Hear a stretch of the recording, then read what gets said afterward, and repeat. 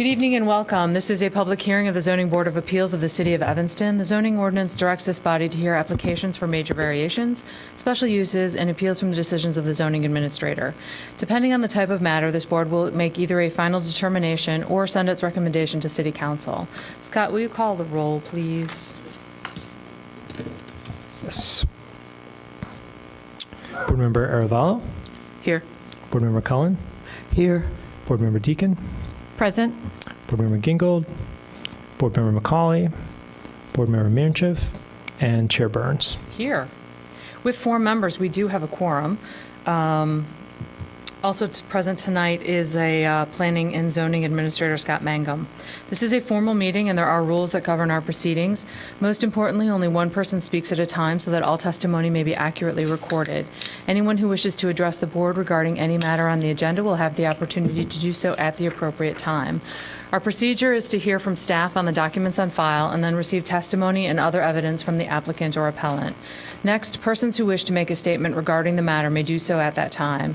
Any person with a legal interest in property located within 500 feet of the subject property may present evidence, reasonably question witnesses, or seek a continuance of the hearing. When all supporting and opposing testimony and statements have been heard, the applicant or appellant will be given the opportunity for a rebuttal or a closing statement. Then the board will close the record and begin deliberations. All testimony will be under oath. Although we do not apply the strict rules of evidence, please limit your testimony or statement to your personal knowledge. When you address the board, please state your name and address and sign in on the provided sheet. Our meetings are audio and video recorded. Please make sure that you are at a microphone when asking questions or making statements so that you can be properly recorded. All proceedings are subject to broadcast at a later date. Any matter not concluded at tonight's hearing will be continued to our next regularly scheduled meeting. There are 4 items on the agenda tonight. 514 Custer, are you here? Yes. Hiding behind a poster? 413 Grove, are you here? 2626 Reese has been rescheduled and renoticed to September 25th. So anybody who's here for that, leave now. 2415 Wade, are you here? Okay. So everybody is here. The first thing we're going to do is anybody who has a plan on speaking tonight, can I get you to raise your right hand? Do you swear or affirm to tell the truth throughout the course of these proceedings? I do. Fabulous. The first thing we are going to do is go over the meeting minutes from the last meeting. Has everybody had a chance to read them? Yes. Any comments? No. I make a motion that we approve the meeting minutes of August 28, 2018. Second. It's been moved and seconded. All those in favor say aye. Aye. Opposed? And with that, they are passed. Moving on to new business, we have 514 Custer. And Scott, will you read that case into the record, please? Yes, thank you, Madam Chair, members of the board, members of the public. ComEd is applying for a special use permit for a public utility within the R3 two-family residential district. The applicant also requests relief in order to construct a concrete wall that is 20 feet in height, where concrete material is not permitted for fences, and a maximum height of 8 feet is allowed. On this item, the Zoning Board of Appeals makes a recommendation to the City Council. The City Council is the determining body for the case. City staff and DAPR have reviewed the item and are recommending approval of the requests. This item also has been to a community meeting of the 9th Ward. In addition to the staff report, the attachments are included in the packet, the special use and variation applications, the standard forms, the zoning analysis, plat of survey, site plan, renderings, image, aerial, and zoning map of the property, in addition to the DAPR meeting minutes excerpt. That concludes a summary of the staff report, and I'm available for questions. Thank you. I apologize for this, but I've just lost all my data, so I can't find anything I'm looking for. So it's going to take me just a minute to get all the information for the packet up. But in the meantime, if you would mind telling us your name and address and tell us a little bit about your project. Sure. Please. Can I we have one sheeter. I don't know that Sure. that was We're going to mark that as applicant's Exhibit A. Thanks. Thank you.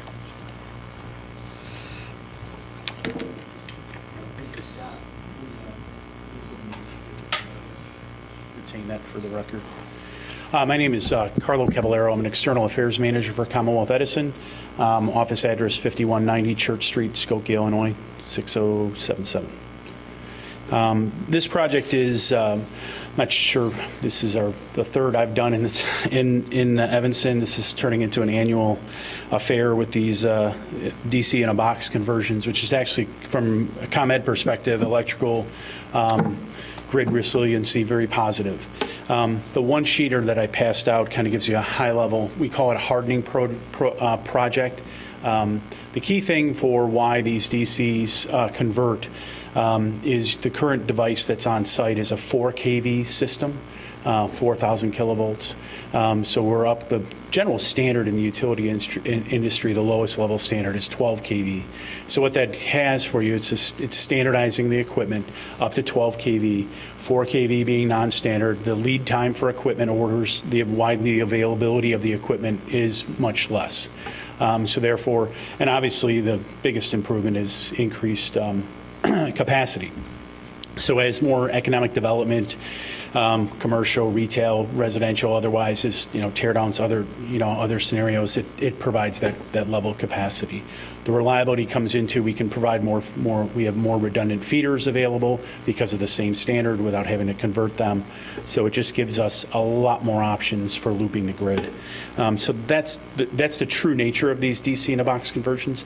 The other thing is that instead of a single, they continue to make 12 kV station devices, distribution centers that are all in one.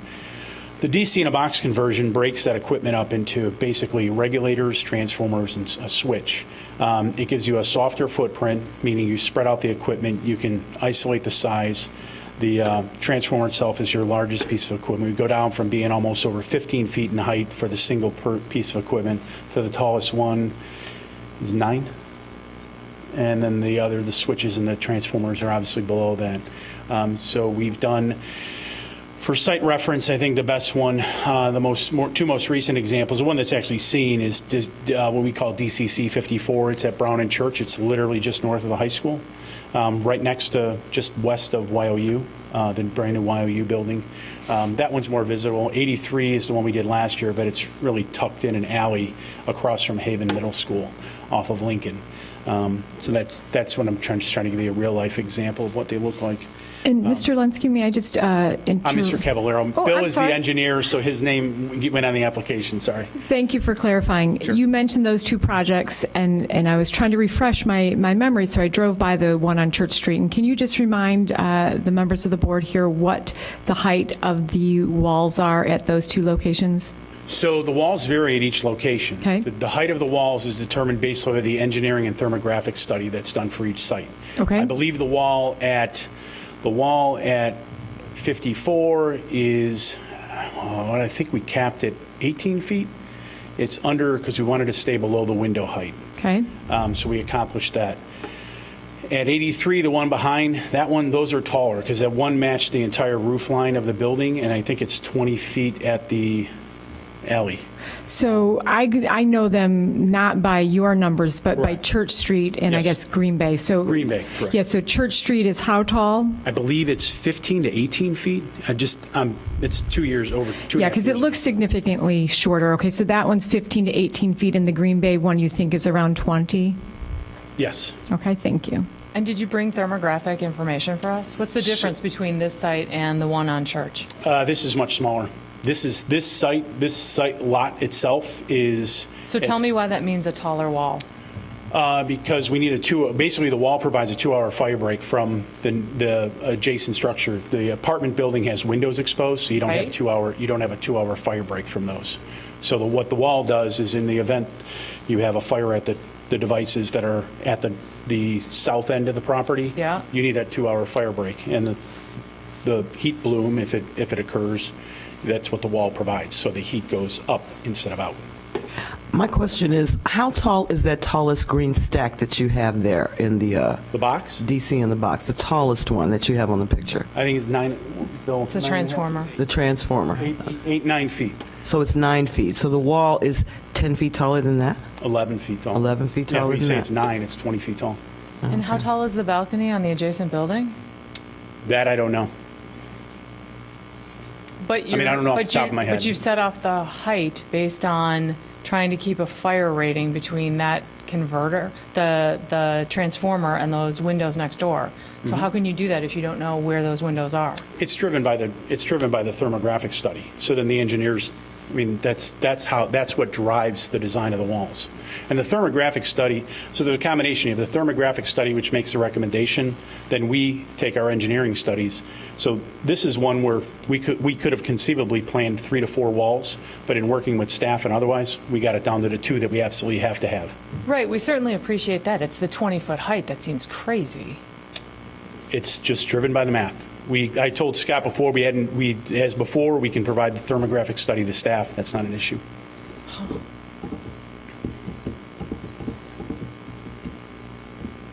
I understand there's a community meeting. Can you speak to questions that were raised at the community meeting and what was the general consensus, what was heard? I don't know if Scott, was staff at that meeting, or do we have any official? Yes, I was president at that Scott meeting was in there addition first. to the alderman of the ward. We had I'll just go. It was a general discussion as to what and why. I don't think there was, the questions focused on what could we do to beautify. We talked about the landscaping options.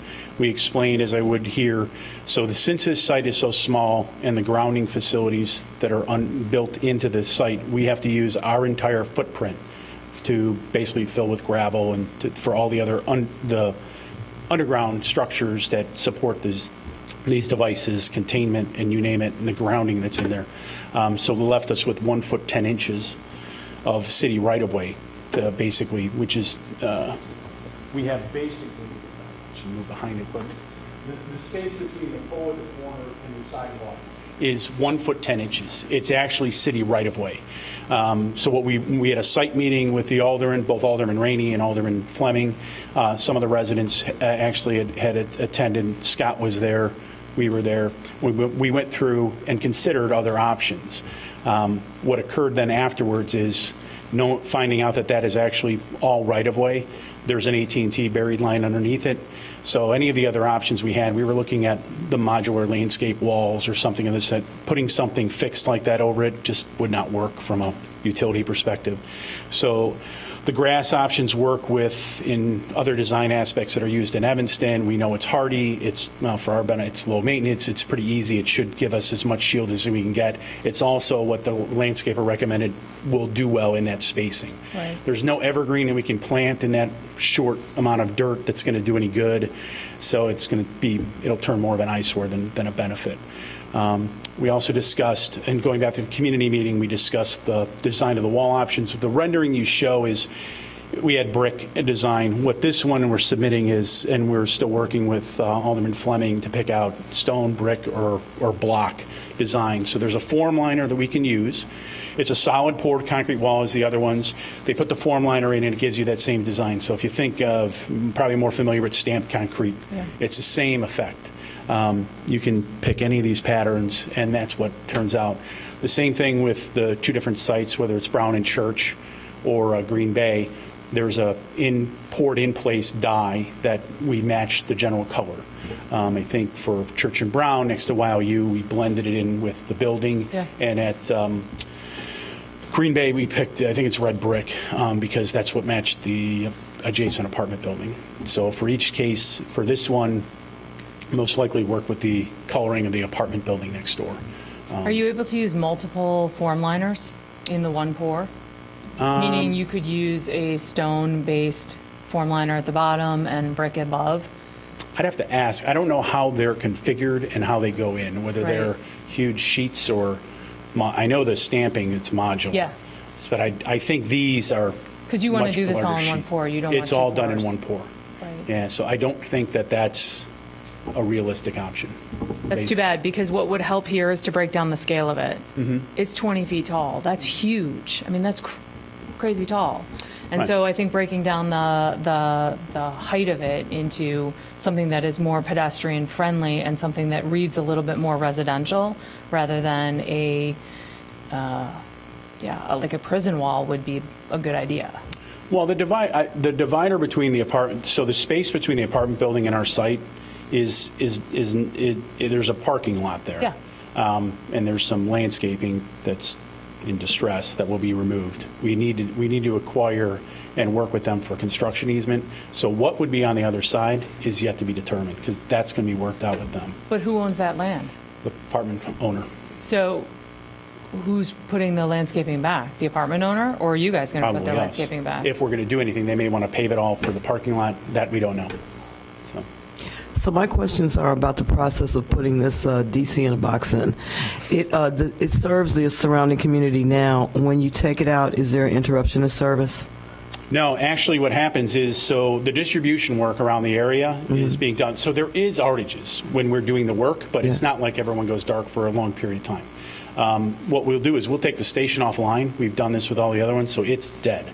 It's then demoed completely and rebuilt, and so the surrounding area is being served by alternative feeds. And for how long you think that's going to be disruptive to the community? Well, it's generally no disruption to them other than the individual outage that occurs. No loud machinery, no bunch of demo, and it's back together shortly. Okay. Yeah. When you said disruptive, I was focusing more on the outage aspect of it. So the work is going to take anywhere from the demos, 10 to 12 weeks in and out. In and out. And you've talked to the community about everything that goes with this? Routinely, because even all the distribution work with the poles and stuff, that's gone over. We covered it with the community in the community meeting as to the process. So they receive the notices for the outages as all the pole replacements go in, because we upgrade, the insulators have to change and the cross arms and any of the poles that are suspect are swapped out. All that work's been going on all summer long. Oh, okay. So you've already started. Oh, yeah. So this is actually the last piece. Some of them we've done concurrent. Most of them we do this way. We get everything set, take the station out after what we call summer load. Once all the air conditioners stop running, there's obviously less load and demand on the system, so we can take the station out, disperse the load to other feeders in the surrounding area, because we have the 12 kV system built. And then when this goes in, it goes back live. Well, I hope we don't need air conditioners by October 8th. I hope not. Can you clarify, in other communities where these DC in a boxes are going in, for communities that will not allow 20-foot high walls that is being considered here, what other options are available? I don't have any knowledge of one. So 54 went in, this is a new standard that went into effect in 15. 54 is Church and Brown. Sorry, Church and Brown. So when we did the design work for Church and Brown, the standard was also put in place, but the design work was already moving along. So we came back and approved the wall separately after the station was already built. So that's the first one that I had knowledge of. The rest of them have not. The argument you generally face is, and how do I describe this? These are, when I was here last year, it's Murphy's Law at play here, right? That's what we're planning against. So I'll use the car analogy. We wear seatbelts and we have airbags, right? So we're safe with seatbelts, we're safer with airbags. So we're safe with the equipment, the DC in a box, we're safer with the wall. I don't know how, I know your role, but it's hard to explain how we'd argue that you couldn't do a wall. That's why we try to lower them as much as we can. We fight back on the standards as much as we can. That's why we ended up with 1.5 walls instead of 3. So where they're really practical, where they're really needed, we push them in, as we rein them in as much as we can on our own. It's a new standard went into place, so every DC in a box that doesn't have 25 feet of footage, clearance, is going to see some sort of effect like this. And when you say it's a new standard, who's developing those standards? ComEd and an industry-wide standard. So it's an industry-wide safety standard for these types of equipment. And the 2-hour rating you get, how thick is that wall? Is it block 8 inches? Because you said It's poured concrete, so it's concrete. It's a poured, so we put forms up and they just pour the concrete, so it's a solid wall. It's 20 feet tall and 8 inches wide, unbraced. Well, it's not a foundation. It's all poured. I'm sure there's steel inside there too, so it's not like it's not just concrete. It's steel reinforced because it has all the loading, and we got a couple thousand engineers in place, so I'm not one of them. And is there any other way to get that rating? Or have you guys just said, hey, concrete's the easiest and cheapest for us, we're going to go that route? There's some of that. There's absolutely some of that. As a rate-regulated utility, that's our mandate from everyone, whether it's the General Assembly or ICC and our ratepayers. But it truly is. There's nothing more effective. Thinking even from a fire study standpoint, you know, you can have drywall, but condos are generally block wall, you know, firewalls as well. There's a reason they use it, because brute force and ignorance, it just basically works. Can you make that wall thicker and shorter? No, because the way heat rises. So that's what drives that from the thermographic study. So the thickness of it is not necessarily, so even 8 inches of brick or something is going to give you 2 hours of fire rating before it would have burned through. But it's the over the top is where you get it. So. And can you speak to how this area will be maintained, you know, with those walls? I imagine it's going to be a favorite place for trash and other refuse to collect.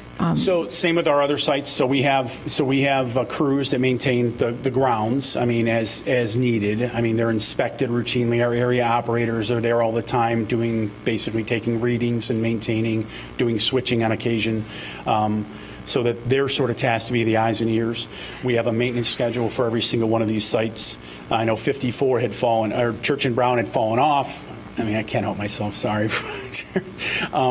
So Church and Brown had fallen off. We were aware of it before we went to the community meeting that it had weeds grows between the bushes and the shrubs. So that's been all taken care of. It's back on the schedule.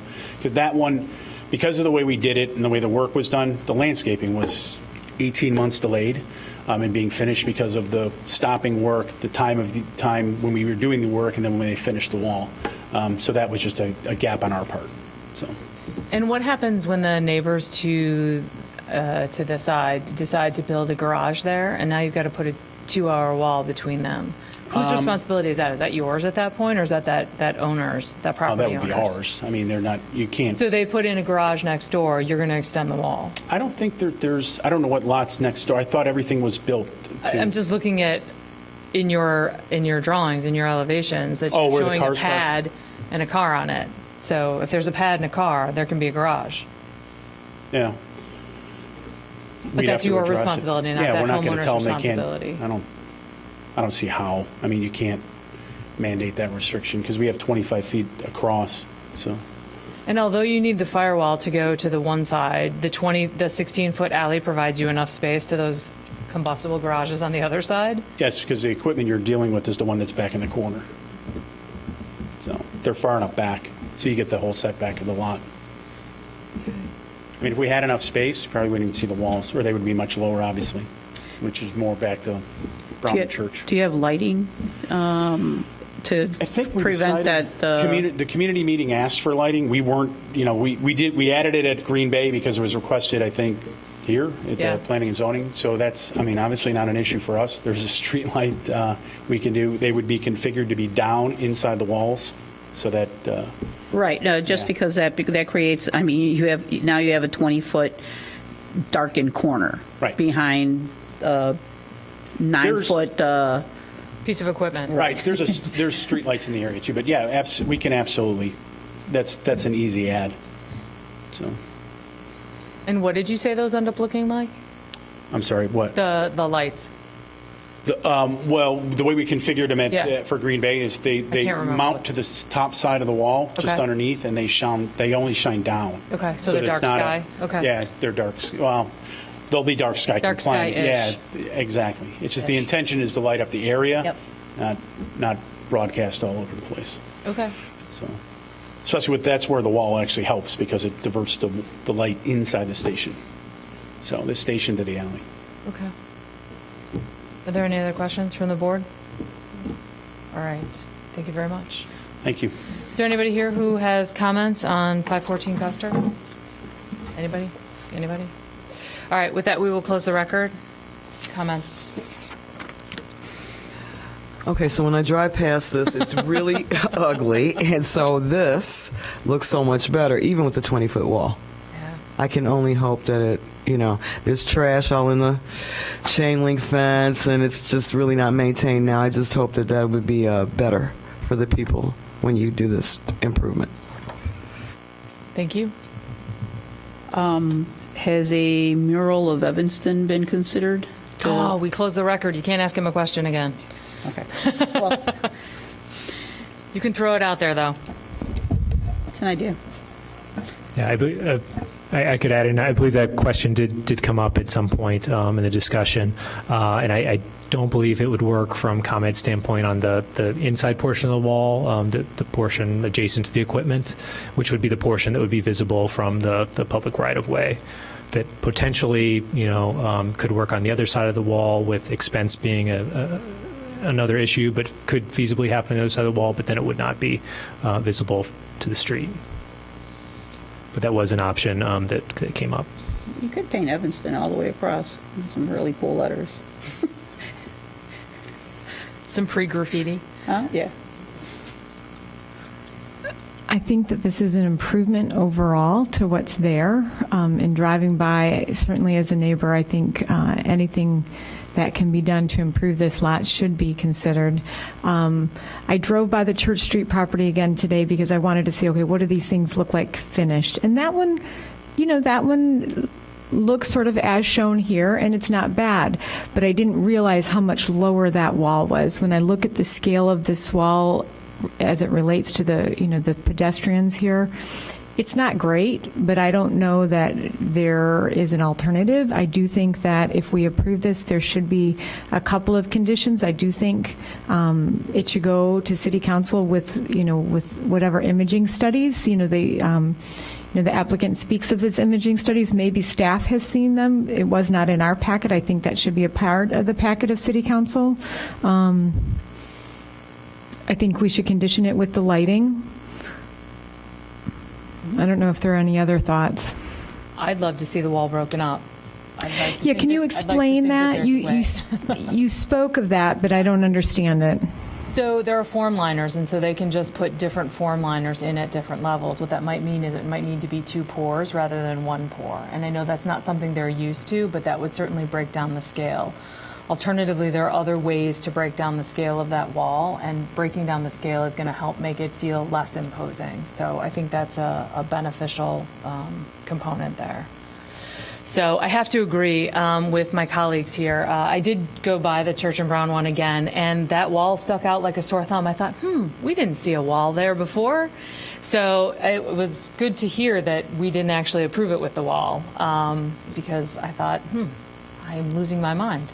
But that wall does look nice. Again, it's much shorter, and I think that the landscaping and opening these up make it much better and more palatable to the community. So with that, we have special use here for the public utility, as well as variances for the material and the height of the fence. So let's go through those 9 standards for special uses. 1, it is one of the special uses specifically listed in the zoning ordinance. It is, so that standard certainly has been met. Number 2, it is in keeping with the purposes and policies of the adopted comprehensive general plan and the zoning ordinance as amended from time to time. Certainly increasing the effectiveness of public service delivery is in keeping with the purposes and policies of the comprehensive general plan, and so that standard has certainly been met. Number 3, it will not cause a negative cumulative effect when its effect is considered in conjunction with the cumulative effect of various special uses of all types on the immediate neighborhood and the effect of the proposed type of special use upon the city as a whole. I don't believe that there are any DC in a boxes in the immediate neighborhood. It's not like we have a congregation of them happening in this part of town. They are spread out fairly broadly. So I do believe that that standard has been met. Number 4, it does not interfere with or diminish the value of property in the neighborhood. Although it is an imposing wall, that imposing wall is certainly better than a chain link fence with, you guys got barbed wire on the top there. So I think it certainly has a friendlier feel to it, and the landscaping certainly improves the look of the area. So I do believe that that standard has been met. Number 5, it can be adequately served by public facilities and services. There are no public facilities and services that are necessary here, since you are the public utility. So I do believe that that standard has been met. Number 6, it does not cause undue traffic congestion. That's not applicable. Number 7, it preserves significant historical and architectural resources, which is not applicable. Number 8, it preserves significant natural and environmental features, which is also not applicable. And number 9, it complies with all other applicable regulations of the district in which it's located, which it will once it gets a permit for, once it gets the variances that we're going to go over next. Since these are both recommendations to City Council, I think I'd still like to do this as 2, just so that we can keep the conditions clear. I like the condition of lighting. I like the condition of trying to ameliorate the scale of this thing and bring it to a more pedestrian-friendly scale. And there was one other one. What was it?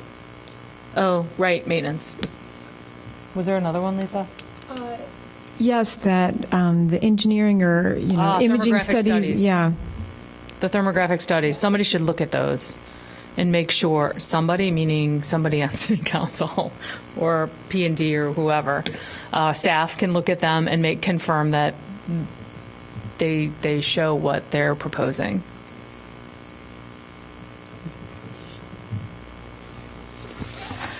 Okay, in the matter of 415 Custer Avenue, 18ZMJV0062, the Zoning Board of Appeals makes a recommendation to City Council with the following conditions. For special use. For special use, with the following conditions: that they consider to add lighting to the project, that they reconsider the scale of the project, that someone before the meeting considers the thermographic studies, and that they guarantee the maintenance, ongoing maintenance of the project. And that it be developed in substantial And that it compliance. be, yes, developed in substantial compliance with the testimony given here at this meeting. Second. It's been moved and seconded. All those in favor say aye. Aye. Opposed? And with that, that goes to City Council with a recommendation for approval. We will now consider the major variations, which are for a concrete fence and for a 20-foot fence. So number 1, there are 7 of these, and the first one is the requested variation will not have a substantial adverse impact on the use, enjoyment, or property values of adjoining properties. As it is now, I think that the chain link fence has a more negative impact on the adjoining properties. The wall will certainly feel better if you can break down the scale of it. And I think once that is done, it will certainly not have an adverse impact on the adjoining property. So I do believe that that standard has been met with that condition of some scale, some architectural interest here. Number 2, the requested variation is in keeping with the intent of the zoning ordinance. One of the intents of the zoning ordinance is to provide for adequately for public facilities. Upgrading this to a newer system that is more reliable with parts that are more easily replaced and gettable certainly is in keeping with that intent. So I do believe that that standard has been met. Number 3, the alleged hardship or practical difficulty is peculiar to the property. We do have a very small piece of property here that's in a corner, and in order to keep those transformers as far off the property lines, off the alley and off the public way as possible, that really kicks the transformer back into the corner, which is driving the location and the size of these walls. So it is really the location on a corner and its proximity to other buildings that is driving all of this. So I do believe that that standard has been met. Number 4, the property owner would suffer a particular hardship or practical difficulty as distinguished from a mere inconvenience if the strict letter of the regulations were to be carried out. As I understand it, there's no option here. Either you stay with what they have, or you get what's new. And if we stay with what we have, then we stay with the chain link fence and the eyesore that is currently on that corner. So I believe that that standard has been met. Number 5, the purpose of the variation is not based exclusively upon a desire to extract additional income from the property or there's a public benefit. Since this is a public utility, there's clearly a public benefit to providing more reliable equipment to the service the customers in the area. So I do believe that that standard has been met. Number 6, the alleged difficulty or hardship has not been created by any person having an interest in the property.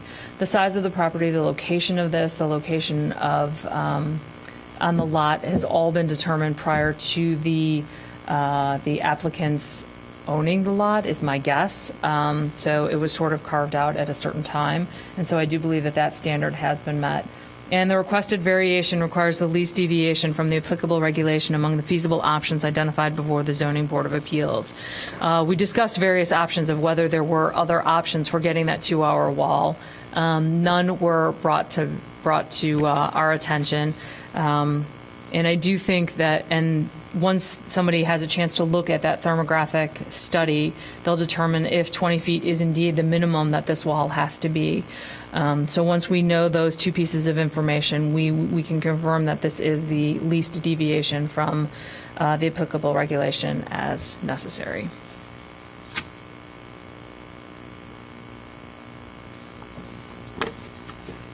Don't all jump at the chance. So Make a is motion. this also making a recommendation to City Council? Yes. Okay. Yes, because it's tied with the special use. So in the matter, and I don't believe there are any conditions on this, is that correct? That's correct. So in the matter of 514 Custer Avenue, 18ZM JV-0062, I move that we make a positive recommendation to City Council for the major zoning relief for the concrete wall fence that is 20 feet in height. Second.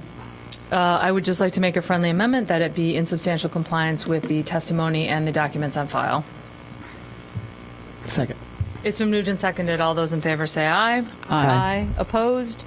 And with that, the variances go to City Council with a recommendation for approval as well. Thank you. I think the one board, yeah, we don't have that Right. in any of our documents. So we're going to call that applicants B. And thank you for contributing that to the storage here in City Hall. All right, moving on to 413 Grove Street. Mr. Mangum, will you read that into the record, please? Yes, thank you, Madam see how it Chair, goes. members of the board, members of the public. The applicants, Jeffrey and Janet Clements, appeal the zoning administrator's decision to partially deny minor zoning relief to construct a one-story addition to the rear of an existing single-family residence with an existing building lot coverage of 31.6%. The applicants requested a building lot coverage of 34.5%, where a maximum of 30% is permitted within the R1 district. The zoning administrator granted a variation of 33.1%. The appellant does not seek an appeal of the denial of variation to reduce the side yard setback, as that has already been revised in the appellant's plans. So with this, I'll just add staff did not feel that the minor variation as proposed met all the standards for minor variation, notably that it was not the minimum necessary change. And so with that, staff did allow for, and the zoning administrator granted the partial variation, which was about a 70 square foot reduction to the proposed addition. Part of this had to do with reviewing the floor plans, interior floor plans for those addition areas, the kitchen and pantry and informal dining areas. The original plan submitted for that variation showed a planter, interior planter, for example, within a portion of that space. Staff did not feel that that was the minimum necessary to add that usable square footage that the applicant was requesting. So that's essentially where it boiled down on the reasoning for the partial approval and partial denial of that. And that concludes a summary of the staff report, available for questions. Thank you. Great, thank you very much. So I'd like to make two comments before we start down this path. Just because I saw that there was a comment about how if preservation approved it and gave us a recommendation for approval, that we should approve it. And I just would like to be clear, there was that assertion made. And I'd like to be clear that we follow a different set of rules than preservation. There are, as you've heard me just go through them, there are 7 standards for a variance. And they have to meet each and every one of those. And if you don't meet each and every one of those, then there's a recommendation for denial. So I just want to be clear about that before we go down this path. Okay, so tell us, I forget how we do appeals. We don't want them to tell us the whole story, right? Because we're really just trying to go down, figure out if what the determination you made at that time was fair. That's correct. And then the standards, the minor variation standards would apply in this case because it was a minor variation request. Okay. I guess feel free to tell us a little bit about the project and the history and what happened here. All right. Are the slides working? I'm not able to advance them, and I was told that the material that I submitted was available to show. And if you can start with your name and your address for the record. Yeah, my name is Jeffrey Clements, and the address is 413 Grove Street. Thank you. My wife Janet is here as well tonight.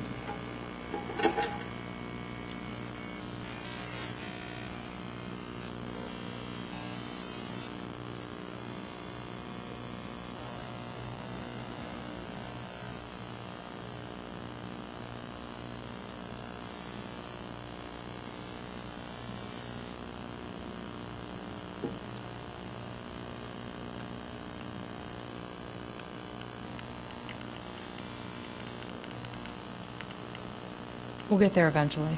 Yeah, well, I think this picture just kind of shows the back of the property and the current situation with the open kind of porch, the storm cellar entrance, the mudroom off the back, and the basic kind of hodgepodge of things that have happened over the years. I think the additional pantry was stuck on at some point. You can see an area above the left side of the picture here where a chimney used to go up there. So, and this is all aluminum siding. The house has not had anything done to it for a long period of time. I don't know if the picture of the alley is handy. Here we go. So in terms of context, 413 Grove is here. The large co-op and apartment complex are across the street. At 411, a comparable property and a similar style and vintage of house, has a garage in the back, recently had a 5-foot addition added to the back of the house to upgrade their kitchen. And you can see, that home is there. Our home is exactly... Sorry, can I interrupt you for a go second? ahead. What address did you say just had that 411, the Wortmans. 411 Grove? Yes, Okay, thanks. 411 Grove, right next door to our home at 413. So that's kind of the context for the project, and you can see here kind of the before and after. The dark area is the space that we requested for improvement with the addition.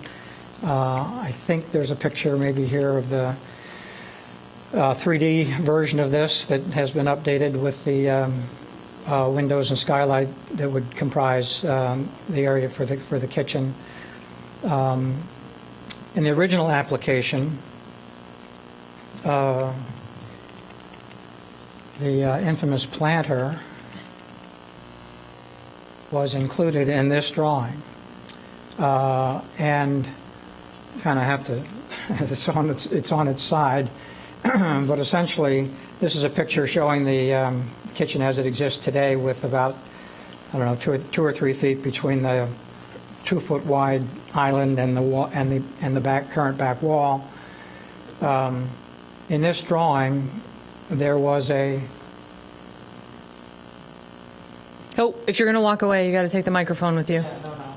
I just wanted to confirm that I've got this right. So the planter was showing from here to here. It's about 18 inches wide and runs just in the kitchen portion of the project from here to here. So I think that's enough context. If you guys have kind of looked over the plan, you can kind of see what happened. And with that, maybe I could shift gears to a... So you're giving me appellants 1? Yes, ma'am. Okay. Thank you.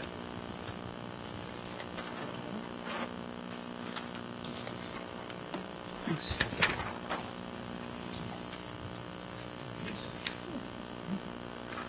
So this is the kind of the testimony I want to give here, and just kind of go through a little bit of the history of what's happened and why I believe the appeals board should grant the zoning relief that we originally applied for. The original plan started almost a year ago. We had Michael take a look at the early plans along with the architect that we had at that point. Michael confirmed that additional setback was needed. We resubmitted an application on the an application for the analysis, the zoning analysis, on October 15th, and we included in that a reduction of coverage of 11 square feet by giving more of the setback than what Michael had asked for.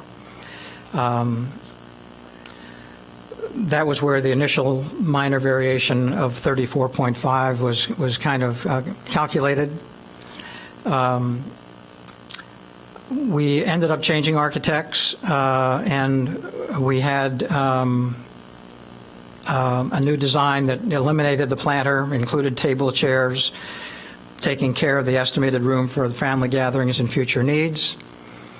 Carlos Ruiz, as we prepared for a Preservation Committee meeting, the first one in May, suggested that we reduce the east side of the house to allow kind of a visual setback along the exterior wall, which further reduced the lot coverage by 5 square feet. At the Preservation Committee on the 8th, they requested an addition of a roof over the side porch and a column that would kind of match the look and feel of the house in the front. And they asked for there were some variations because of the speed with which all this was happening, some differences between the drawings and the 3D drawing, and they asked us to clarify those as well. We came back for a second meeting with them on the 12th, and we had determined with Michael that the porch roof would have negatively impacted the setback. And while we liked the idea of the roof over the entrance, we decided to keep the footprint within the zoning guidelines and requested that the Historic Planning Commission approve the design without that column and porch, the roof on the porch. At the meeting, they unanimously approved the design without the porch roof, and they made an unanimous recommendation to the zoning administrator to approve the minor variation. And we understand that that was just a recommendation, and you guys are your own, have your own standards. There was a meeting following that was held without the benefit of the updated drawings that were presented at the Preservation Committee, and that was an error on our part. We had been told by Carlos that he would talk to Michael about what had happened and what had changed. Carlos was unable to attend the meeting that was planned at that point, and I think there may be a shortage or budget issues, but somehow they're both Carlos and Michael are spending time on the permit desk, and he was not there when the meeting took place. That's partly why I believe there was potentially some incomplete and perhaps inaccurate information that resulted in the variance being denied for the full addition. In the notes that you've seen presented here that talks about the variation and not meeting the standard, the reference is made a couple of times to the planter, and specifically it translates into the 70 square feet that they thought the planter comprised. The reality is that even in the old design, the planter was only in the kitchen portion, not across the entire back of the home, and would have resulted in 33 square feet. So it would have been less than half of the amount that was denied. The planter was removed after careful assessment by our new architect to provide just enough space for the family table and chairs on the north side of the table. And then a third point is that the zoning administrator did not recognize the setback on the east side, which again provided another 5 square feet of reduction of lot coverage. When I realized what had happened, I attempted to talk to Michael and see if it was possible to meet with the administrator and determine what had happened and explain the error, and it wasn't possible, I was told, to go ahead and make the appeal to the board. I don't know if your packet includes any of the letters and emails that were sent by neighbors? Okay. It does, thank you. So I would make specific reference to the one that our next-door neighbor, that Jill Wortman, wrote. Yeah, we don't need you to read them. We got copies of all of them. Okay. Well, and again, I don't know whether the fact that she got a variation for her addition on a comparable size lot makes a difference to the board or not. But I would say that in closing, the neighbors are supportive of it. And finally, as you see at the bottom, we're respectfully requesting that the board grant the zoning relief on the basis that it does meet the standards of minor variation. And efforts have been made to make it the least deviation that is needed. Can I ask a couple questions? Surely. So on your first application, in that, which way is north? The back of the house is north, right? Mm-hmm. Right. So on the west wall of the kitchen, there is a door and a planter, right? Is that right? On the west wall? On the very first application. Yeah, let me just see if I can get that in front of me real quick. Are we looking at that drawing? Yes. Okay. So on the west wall, there's a door and a planter. A door is about 3 feet, a planter is about 2 feet. Mm-hmm. So the dimension on the south side, on the east side of the building, is 12 foot 8.5. It's hard to read, but you can see it. Yeah, on the east side, uh-huh. Right. So in the next plan, we take out a 2-foot planter, and that dimension is still 12 foot 9. How do we take out 2 feet of a planter and still end up with the same dimension? You're talking about on the east side? Yeah. The planter has nothing to do with that. That's a pantry. Flip up to the plan, the new plan. The back wall of the house is all in the same plane. If I take out 2 feet out of that addition, that dimension on that one side should change to 12 foot 7. It didn't change to 12 foot 7. So we've taken out 2 feet, a 2-foot dimension of planter, but 2 feet has not been removed from the dimension on the east side of the house. The space has not been reduced. The planter has been removed, and in lieu of the planter, we're making space for a family table and chairs. The space is the same. Okay, so then to be clear, your application actually changed, because what you were asking for originally then was a planter, and then in that room to the east, that would be the breakfast area. The room to the east, right? No, I'm sorry. In the original plan, Right. that was considered to be family dining and pantry. And now it's just pantry and closet. It's pantry and closet. Okay, that's going to be the nicest pantry and closet in all of Evanston, with 2 windows and 2 skylights. You really plan on having a 10 by 10 pantry and closet? Yes.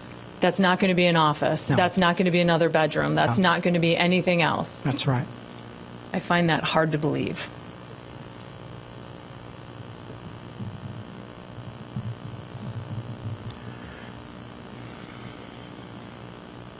There is no other closet down there. Come on up. I'd love to hear you. So if we can get your name and address, we just need to get you on Hi, I'm Janet. recorded. I'm Janet Clemens. Yep. Hi. Well, there isn't any other closet in that whole first floor. So, yeah, it looks like it's big, but if you look at that kitchen, It's 11 by 12. That's a master bedroom by Evanston standards. not if you have a pantry and you have a closet. You're going to put your boots, you're going to put all of your vacuum cleaners, your But none of that is shown. None of that is shown I in the know, but it plan. just says pantry and closet. Can And we? it's so interesting. There's nothing else there there's no other place to put it. Mary Beth, can we step back for just a second? Sure. Oh. Instead of getting lost in the dimensions, which I'm having a very hard time in seeing on these drawings, can you just tell us how this space is going to be used? What are the functions that will be used that will be contained in this addition? Right now, it's a very short kitchen. It's, like 12 feet long. Okay. We have an island in there. And we'd like to have a place to have our family and a casual dining. And to take away the 2 feet that was there, if you put in we measured the size of the table, we measured the chair, we measured the chair on the other side, we measured the distance that you need to get around the table. It really should be bigger than what we're asking, okay? We've made every effort to make it as small as we can. We took off the side on the east, we took it on the west. We didn't want the historical committee to, add space to it. We were mindful of your desire to have it the smallest we can get. Okay, we so really should be asking for more, but I'm just saying that space there for a table is really very small. Okay, and so then beyond that, then in what is being called the pantry, it's an area for the storage of canned goods as well as a mudroom? Is that a mudroom, everything. There's not really anything else that's available on that floor that does that. So it will you function need as that for a coat kitchen. closet, a mudroom, a pantry. Everything you storage. need. Everything that you need in a kitchen, because the kitchen itself is just one long thing. That's it. So if I'm understanding It's correctly, not a big. It's not a lot of kitchen space. if I'm understanding correctly, the dimensions have stayed the same, Mary Beth, in answer to your question. The way the space is being utilized has been refined and perhaps described more Substantially differently. different, but probably in more accuracy. So what was being called before a pantry is now in use, being used as a mudroom, a pantry, and storage. So it's beyond, I think pantry, I think there's my canned goods, but in essence, this is beyond that. Is that accurate? Yes, thank you. Are there any other questions? Are you guys clear on the idea that the planter calculation was erroneous from the beginning? I mean, you can see that even in the old drawing there, it doesn't go across the entire back of the house. So there was never a point where 70 feet should have been asked to be taken out of the original design based on that particular issue, which is where the planning group, zoning group kind of went with it. Yes. How did you come? So they were asking for a minor variance, right? Which is what percentage over acceptable lot coverage? Not more than 35% more than what would be allowed Okay. in the code. So the planter was a portion of it. Additionally, in just looking at the plans, we thought there was extra space within the plans that did not result in it being the minimum necessary. There could be several ways that the applicant could reduce square footage from the space that staff and ultimately the zoning administrator felt could still be usable space per the plans that were submitted at that time. So during this process, you've had, it sounds like, 2 architects. Can you speak to what other variations were considered to reduce the amount of space that's being requested in order to serve the needs of the family here? We had 3. 3 Three architects. ways. Oh, okay, go ahead. One, we had initially Michael wanted us to reduce it on the west side by a certain amount. We reduced it more, okay? We didn't have to reduce it what he recommended. We wanted to do more because we felt we could do that. So we were trying to be faithful. Then we were asked to do it on the east side. We also reduced it on the east side. And then, in terms of the table, we're really not asking what we really should have, another 6 inches to really make somebody be able to go around that table. So we reduced it that way. I mean, I really do want to do the minimum that we can. We respect the zoning to do that. We've really tried our best. And when you boil it down in terms of the 70 feet, and you're taking away what it really is, it's like 35 square feet. It's a very little small area that we're really asking for. And if we do not find any differently than the zoning administrator, how will you proceed with this project? We will ask again. Well, I mean, it's what if we have somebody that comes in? What if my husband has a hip injury and he has to use a wheelchair to go around in the kitchen? Will we have to come back and redo that? How would, I don't know how you can think, well, you're not going to get that small amount. It's not unreasonable. Nobody is saying it's not reasonable. Unfortunately, variances are dependent upon a hardship on the property, not specifically for a minor variance, but they're dependent on a hardship of the property, not a hardship of the applicant inside the property. Okay. Well, then Right. why is it referring to the applicant in terms of not that's sufficient to in meet the general. purpose of the applicant? Hang on a second. That's for a major variance, which you asked a question. If your husband ends up in a wheelchair, what happens then? You're saying You have to make come back modifications again. inside your house within the footprint. That's how that works. This is a minor variance that you're asking for, and so there are a different set of standards. That hardship is not necessarily one of those standards. No, it's the standard that's not being met is that not the least deviation of the applicable regulation among feasible options. Right. The staff determined that building lot coverage of 33.1, which just happens to be 70 feet, which is the amount that they ascribed to the planter, was sufficient to meet the purpose of the appellant. It doesn't say the property, it's us. So there's somebody's making a judgment that we don't need that space. The planter was considered to be Yes. over the top, unnecessary, Yes. whatever, and irritating to all things zoning. And and so Well, there are rules we're trying to stay within. Yeah. And the reason you love Evanston is because we are adamant about those rules, and we back them up and we enforce them as best we can, and people give us a really good reason why they want to change them, right? That's why you love Evanston, because it's not crazy overbuilt. So in this particular case, there is a standard, there's a general standard within the planning community about what the least deviation necessary is. And the least deviation is enough to get it to work the way it was. So that first plan you gave him, right, had the dining area in a different place, right? So that whole area was just walkway. You have a walkway with a 2-foot planter. You don't need a 2-foot planter in a walkway. Agreed. You can have a walkway. That was an error. I mean, that was a mistake. It's an error, but that's how it was submitted, and that's what he ruled on. Right. So when you guys heard that, right, that there is if the area isn't necessary, then you don't necessarily get it. Then the plan changed and the plan modified. That's not the way it went at all. But- We didn't have a judgment from him at that point. It didn't happen until after the second.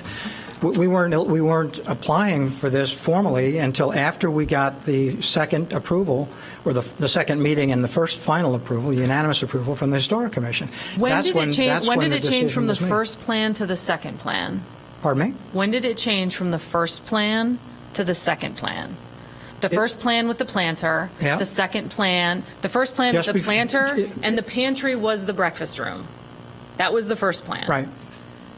When did it change to the breakfast room is now an 11 by 12 foot pantry, and the walkway is now the breakfast room?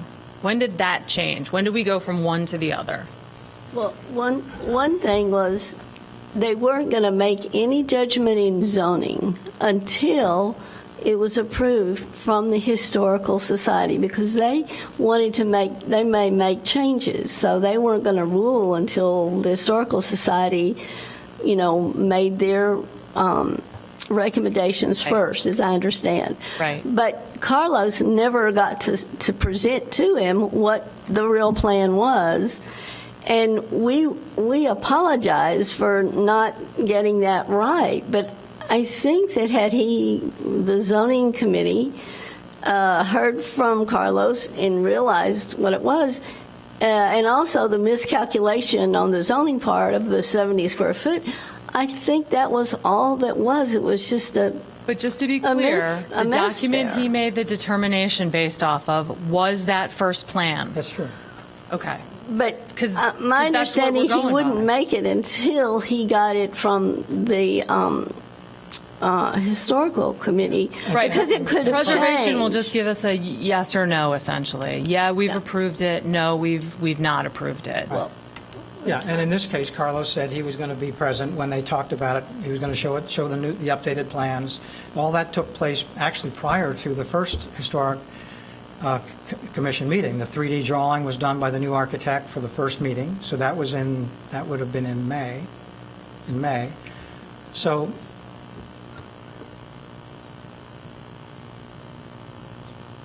Right.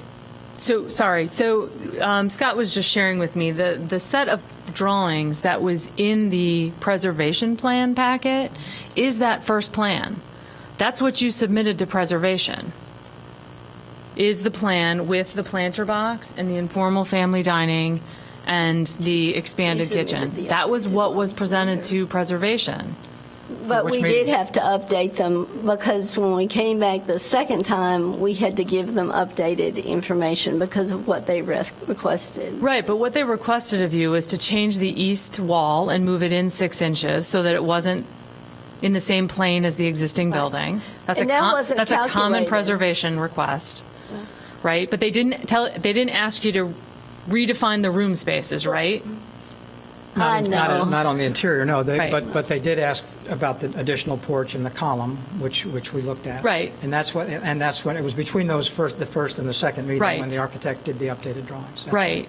But what you presented to preservation and what you presented to the zoning administrator is that first plan with the planter, and that's how the determination is made. Nobody needs a planter when you're asking for a variance. A planter isn't necessary.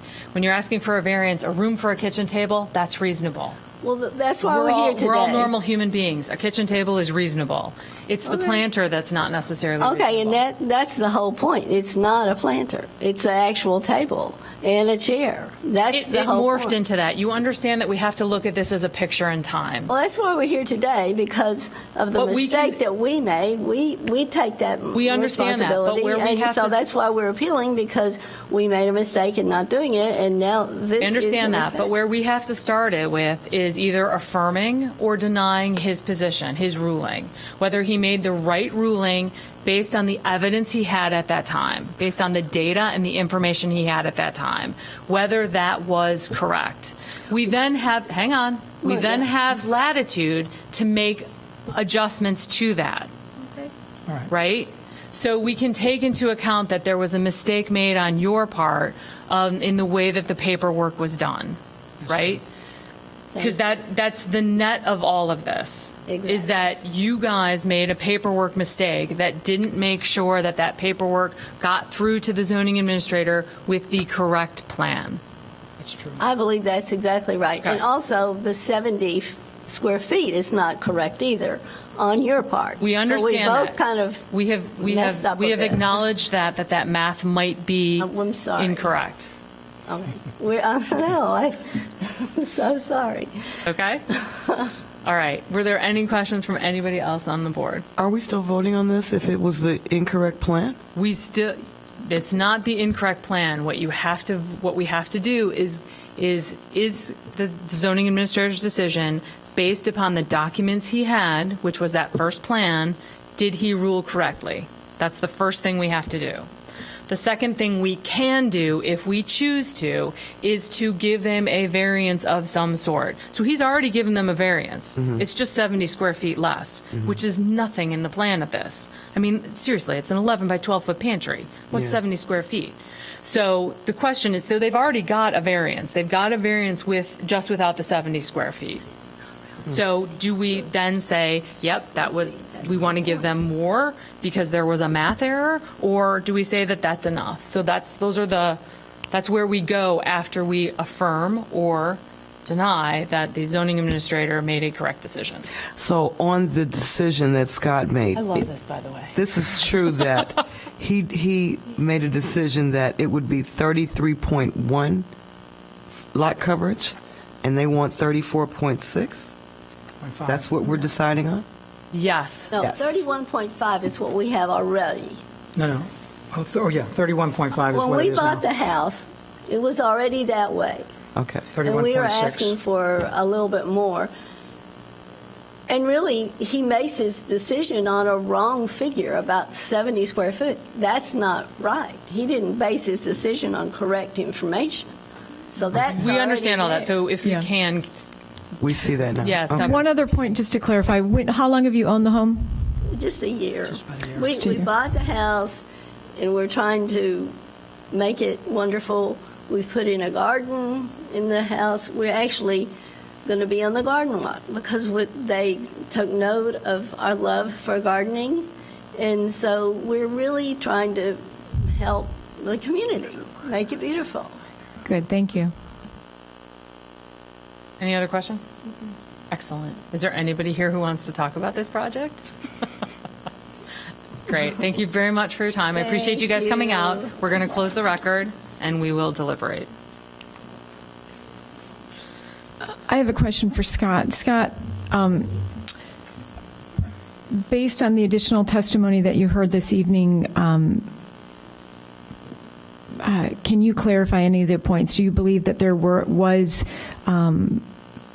a miscalculation based on sort of a misunderstanding of the planter, I guess is my first question. And is there a possibility that there was some miscommunication between, zoning staff and preservation staff and how this was, sort of handed off and information presented internally while the applicant acknowledged that there was some paperwork on their end? Like, can you shed some light on any of this based on the testimony you heard this evening? Yes, I can try, Board Member Deacon. So regarding the mathematical question, I think it may not be interpreted 100% correctly that the planter was the only portion of the plan that staff and the zoning administrator, based on the plans being reviewed, felt was more than the minimum necessary deviation from the code. But that was one of them, that having the interior planter seemed like something that the space could function without. And then additionally, that as Chair Burns noted, the size of that other area, the pantry area and closet area, seemed larger than what we typically see and more than the minimum deviation necessary. As far as the plans there, I'd have to take a look at that into a little bit more as far as discussion. The Preservation Commission itself, I do not believe, discussed the interior layout of the floor plans, which is would be typical for their purview. They're generally looking at the exterior of the building. They do make recommendations on variations, including minor variations. However, their kind of lens, if you may, that they're looking at is not looking at that minimum necessary based on interior floor plans. So I don't know that the communication issue would have resolved or resulted in different information because the Preservation Commission didn't look at the size of the pantry and the size of the planter and those types of items that were used in evaluating the plans. So my question is, Scott, okay, so if they give you a revised plan, is your decision the same? We'd have to take a look and evaluate that. We do have a system where we, one, there's public input, so it's mailed out to 250-foot radius for minor variation, receive input on those, take a look at those plans, meet as a group and make a decision on what's kind of the minimum necessary and whether it meets the standards, including that.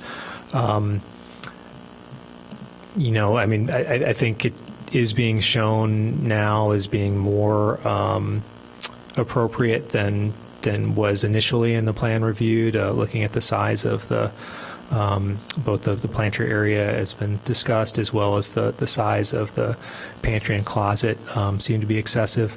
I will note there is a separate dining room on the first floor. There certainly are houses in Evanston that have both two different places for dining, but that may not be necessarily the minimum necessary that you need to have those two different places for dining.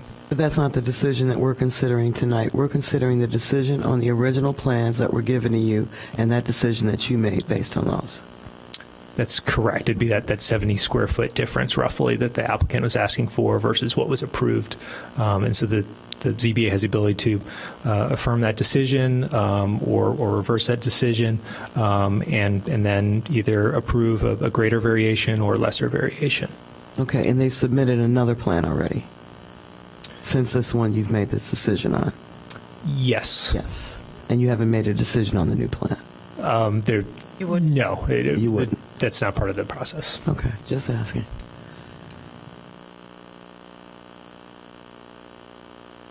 Any other discussion here? I'd love to hear other people's thoughts before I share my own. Okay. That means you guys. I mean, there's a 1.5% difference between what was already assigned and what they're requesting. In the big picture, that's minimal. Whether there was a mistake before, whether still a mistake, from their original percentage that they had, which was 31% or something like that, to a 34.6, that's also minimal, variation. That's just my thought.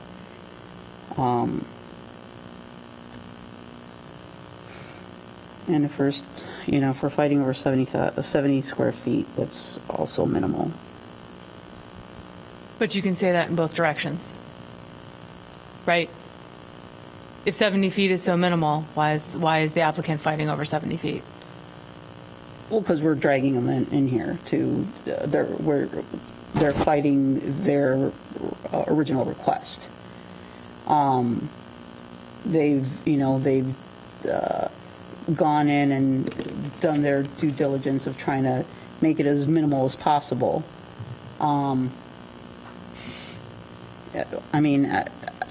Without going through every single plan or every single idea that they had in order to get it down to the minimal amount. I don't know how I could disagree with them. I think, based on my understanding of what was presented this evening, I think that my position right now would be to uphold the decision of the zoning administrator on what was initially presented, based on my understanding on what is sort of Plan 2. I believe that the applicant has sort of followed the spirit of trying to minimize the impact here. They've met with staff along the way in reducing coverage by their testimony twice here. And so I think that this is an applicant that has tried to follow the spirit of having a change that is having minimal impact.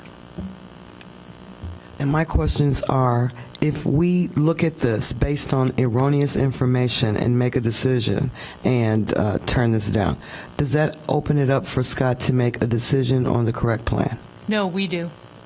Oh, we would have to Yes. review that again. No, we don't review it again. We just make a motion after that. Oh, right after Yeah, that. we've done this in the past where we've affirmed, we've done that with that side yard. Right. That side yard, Nonsense. yes. Okay. Yeah. Okay. So then we can take care of it and solve it for, And it'll be solved after this. well, Yeah. it won't really be. Okay. We also have It'll need testimony. another month. We also have testimony from neighbors who are in support of this project. We have a relatively new homeowner who is looking to make improvements. Certainly what they are proposing, in my opinion, is an improvement over what exists.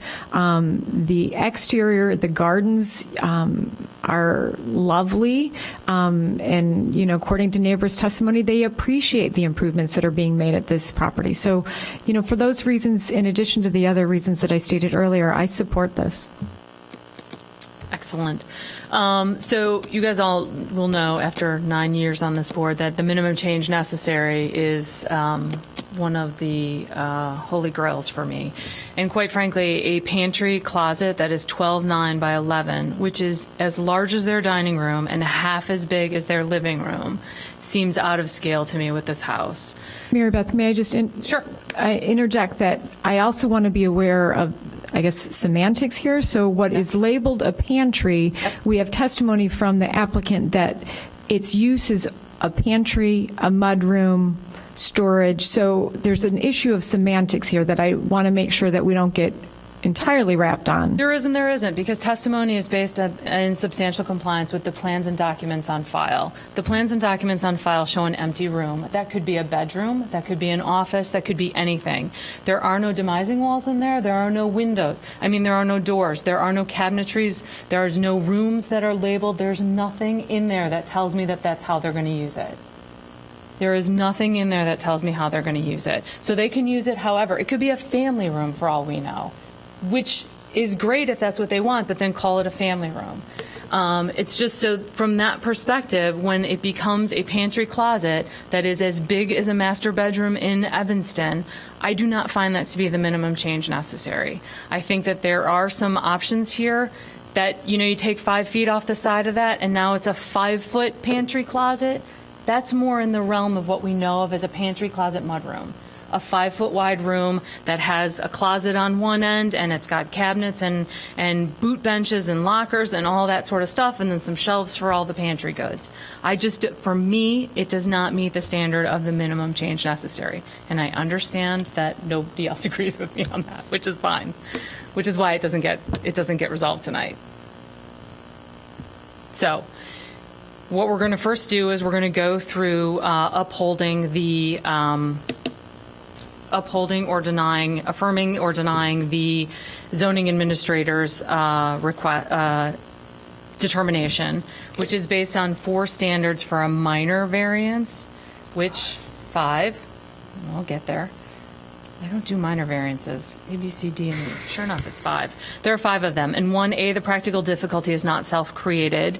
The zoning administrator found that standard had been met, and I agree with that because the clients had bought the house in its current location, and the lot had been been platted long before they purchased the house. Number 2, the requested variation will not have a substantial adverse impact on the use, enjoyment, or property values of adjoining properties. The zoning administrator found that this standard had been met. I agree with that because I do think it's a nice addition. It looks very nice. It will certainly increase the value of adjacent properties and will certainly increase the value of your property. C, the requested variation is in keeping with the comprehensive general plan and the zoning ordinance. The zoning administrator found that standard had been met, and I certainly do as well. One of the things of the comprehensive general plan and the zoning ordinance is to allow you to increase your building size as is necessary by changes in the way that people live.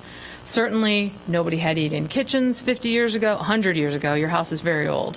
So they didn't have an eat-in kitchen 100 years ago. They didn't have a mudroom 100 years ago. They didn't have any of that. I'm surprised it has a kitchen.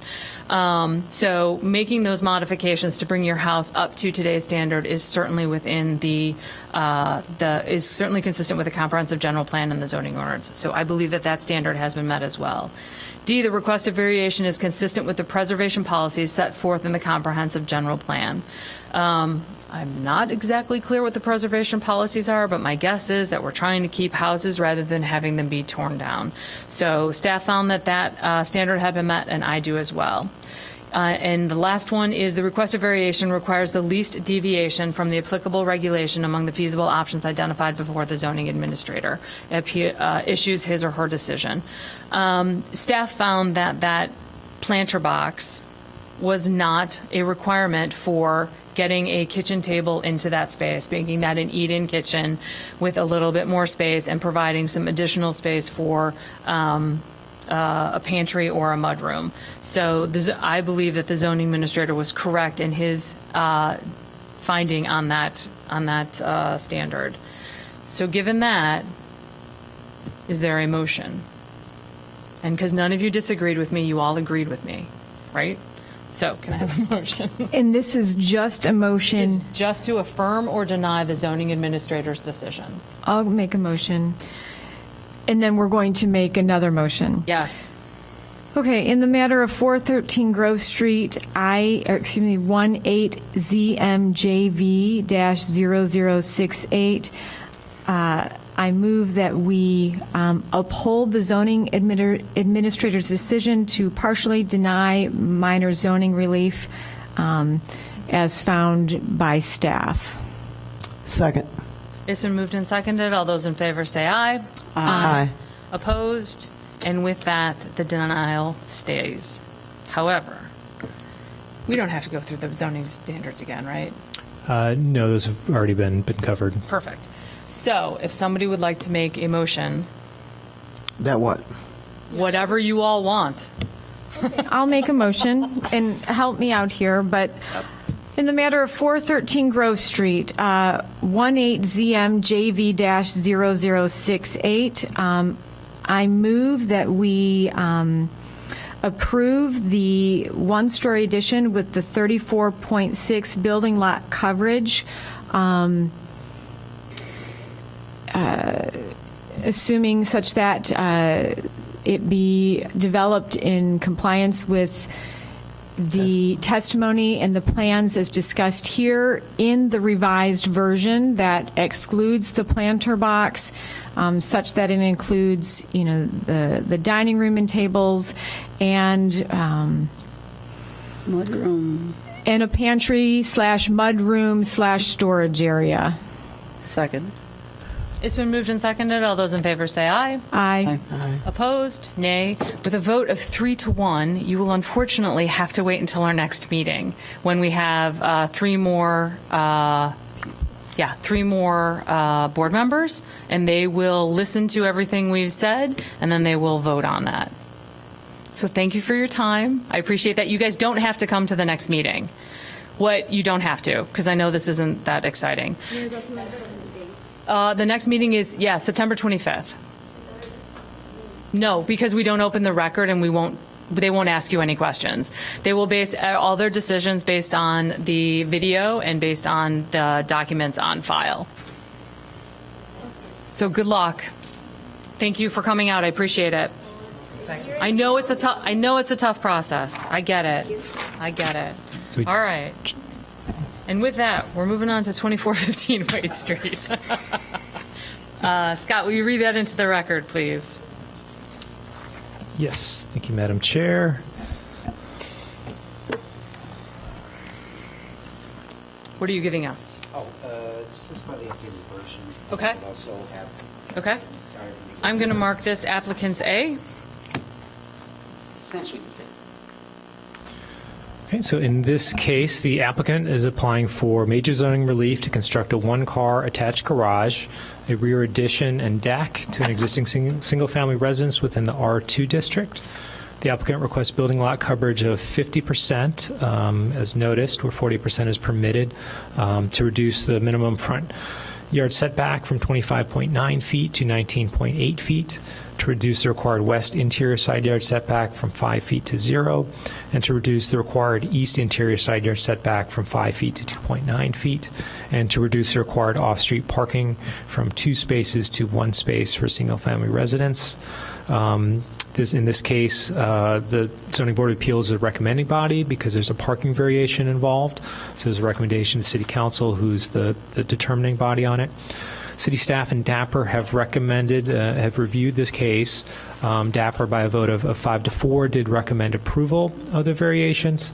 As noted in the staff report, there are is included dialogue that's occurred between staff and the applicant about suggested revisions over the course of the project, but the official recommendation was for approval.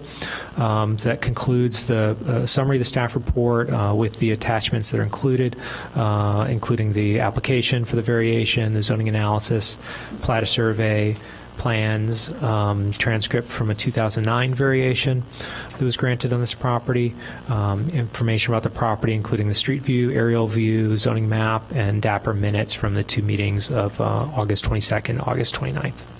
Thank you.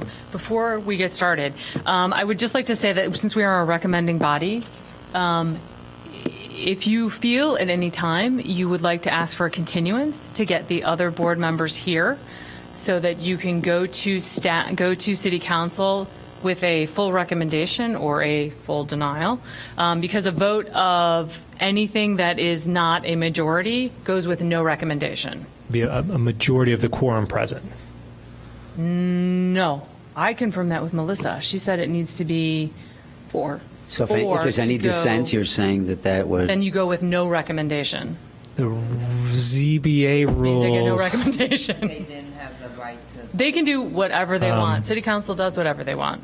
The article, sorry, just to clarify, so Article that doesn't matter to you 10. guys. I don't think so. Okay. I mean, But to clarify, Article 10 of the Hoping ZBA it goes well. rules, Section 5, reads that when the board is a recommendatory to the city council, the matter shall be decided by majority of the quorum present. Okay. In the event a majority vote's not reached, in that case, so in this instance, if it was a 2-2 vote, for example, Right. then it would go without a recommendation. If it were a 3-1 vote of Okay. the 4 present, it would go with recommendation. Okay. Understood. Thank you. So tell us your name and your address and a little bit about your project, please. Matthew Kupritz from K2 Studio. Sorry, you weren't here when we swore people in. So can I get you to raise your right hand? And do you swear or affirm to tell the truth throughout the course of these proceedings? Fantastic. Thank you. Again, Matthew Kupritz, Kupritz, from K2 Studio. Address of the office is 329 West 18th Street, Chicago, Illinois. And I'm also here with Nicole Pinkard, owner of the property.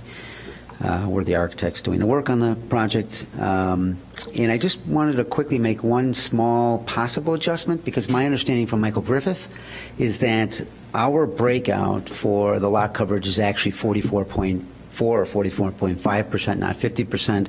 Our drawings still reflect the 50. I'm not sure it'll constitute a drastic enough difference, but ultimately it's better than what's actually in the drawings, and that was from the standpoint of Michael Griffith, and I thought he was going to update his information to you. That's why I was just surprised to hear the 50%. Is it actually different, or is it just a difference between what you thought counted and what he thinks counted? That, meaning, and it's specifically the rear deck. Okay. That constituted the difference. And that is noted in the staff report. Based on staff calculations, 44.3% is what's being requested. The application stated 50%, so that was what was in the notice, and that was read And that into was the our record I earlier. apologize for that. That was our miscalculation by way of the difference being the rear porch. But there's a couple of drawings. One of them shows areas broken out, for example, which we can go to, and all of those areas are accurate. Nothing's off or has changed in any way, other than Michael's standpoint on what our actual lot coverage was.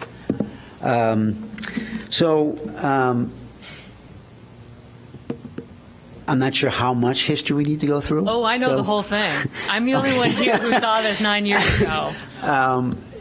I know all So of it. I'll try to be brief, and then I can more than happy to back up to the extent that it's helpful, necessary, whatever. But the long and short of the reason we're here is really constituted by a problem that was created by the previous owner of the property, which actually, let me, how do I advance? Click or?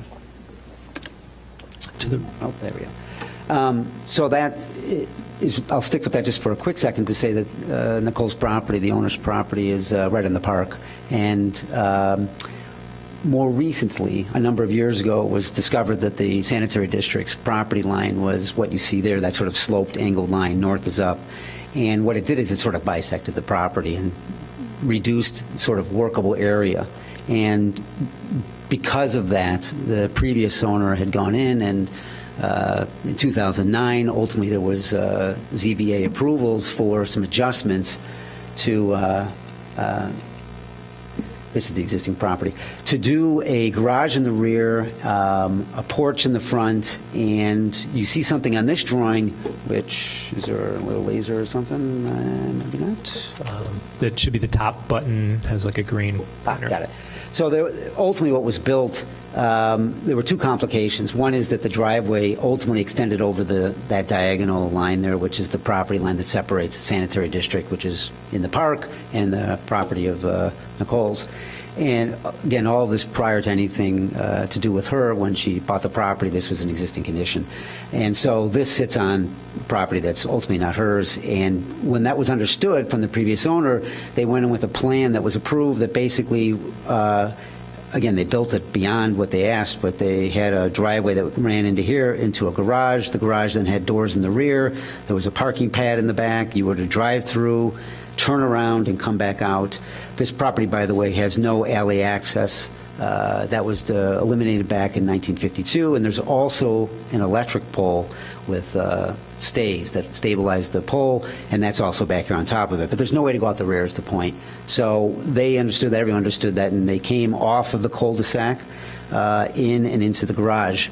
The one clarification I'd like to make is that side porch was not in the original plan. This right here. Yes, that Yes, was not in this the was- plans we approved. Agreed, and it's going away for what it's worth. So we're not contesting that. And Yep. I mean, again, that's nothing to do with the owner current. I'm thinking That my colleagues might think we were insane for thinking you could get a car at 3'9". No, so again, and one of the things they did is they submitted a permit for the garage in the rear, and it was approved, but they never pulled it, if I understand right, and so then they built it. But it was also inspected by the city. I've talked to Dean Mosca, who I know well. We've done a lot of work with him. Got inspected? How did It it was- get inspected without a permit number? I'm not here to. Okay. I'm just. He outright acknowledged, and I actually just the other day saw one of their people, Howard. I forgot Howard's last Yep, name. Howard Rudney. Who's I'm pretty sure was the one that actually looked at the concrete as well. And that's only relevant because there's an existing foundation we are looking at that's in good shape. And by Dean's comment alone, the framing, the foundation, all in excellent shape. And they looked at it. That's my understanding is factual. He certainly stated it to us, and I've met with Melissa, I've met with Michael Griffith, I've met with Dean. So again, we're ultimately making some changes, obviously, but just the context is that it created a weird condition, to say the least, and ultimately it translated to being conveyed to Nicole that, well, you have a problem. And the problem, first and foremost, let me just back up to say, the garage as built, I believe from most people's standpoint, and I believe that's including when we went in to review this with Melissa and Michael Griffith, it doesn't work. They also didn't build it quite the way that the drawings show, because they had doors in the rear, and the idea was to go out to a parking pad, flip the car around in some 20-point turn, and come back out. Honestly, I've been doing this for now 25 years. There's no vehicle maneuver, but that's insane. I don't know how it got approved, but it did. And it just doesn't function. And by that, I mean... Imagine if we had denied that. Imagine that conversation with So, that well, the concept was to solve a problem, which is parking, which is understandable. And it's not practical to the point where no one's ever used it as a garage because it's just not feasible to use it as such. And so with that understanding, our agreement on that as well, the idea was how do we get parking, which is really mandated, and to provide it. So the end result, which you'll see in a second, is different options, but ultimately to put a garage, the request was to provide a two-car garage on the property. Well, the rear is absolutely not an option. That's an impossibility. And our standpoint, again, is that the garage in the rear just doesn't function. So we went through a series of permutations, and ultimately what we're looking at is putting a garage in the front. I want to give a little context now to the notion of what's involved for the new proposed. But just to understand that the standpoint was that the city's essentially asking for provision of parking. We're trying to accommodate. Again, on an issue that was brought up, it had nothing to do with the original owner. So the question was how to resolve the problem. So let me just lay the groundwork real quick on just a few simple things. One is that the house has a few restrictions that come with it in regards to what Nicole needs to do for her to be able to function in the house. She just recently bought it. And a lot of that centers around accessibility. She has one mother that lives in the house. She's here. And one mother that can't visit, but they want her to visit, who's completely wheelchair-bound. Both have accessibility issues. And more recently also, there's a couple nieces that will also be moving in, 2 nieces. So part of what we're talking about is not only then trying to provide parking, but trying to provide accessibility as part of that. And so the new garage, the idea is to get it large enough, although we've diminished it. Again, we work a lot with government institutions. There's, Illinois Accessibility and, UFAS and all these different. We're not obliged to meet those, but there are a basis of those that are, that are formed in a way that allow for basic clearances so you can park a car and so on. So we've diminished it a little bit, but we're trying to create a legitimate, accessible space, and that includes a lift and a stair. And the idea is to take this garage and connect it to the house so that the house has a first floor up at half level up, pretty typical. And the idea is to get somebody out of the car and into the house. And in the process, let me just back up to say that the existing entry is over here right now. And the idea would be to remove the stairs, get rid of all this walk, consolidate. And in the consolidation, what we can do is utilize the existing side porch as an entry, both for the garage, for the main entrance, and I'll get to something else in a moment, but it frees up the need to rework the house itself a little bit in regards to bedrooms. So, but the end result is everybody enters the same spot. There's no differentiation between somebody who's wheelchair bound or not. There's no differentiation, for that matter, between garage and pedestrian. It's all off this main area, and this porch allows for a little bit of a buffer. There's windows that are here existing, so we can maintain light and vent. Again, we can consolidate the walk, allow a little more green. There's the adjacent property right here. This is the park. And as a result, you also remove some of the hard paving and push it away from the neighboring house.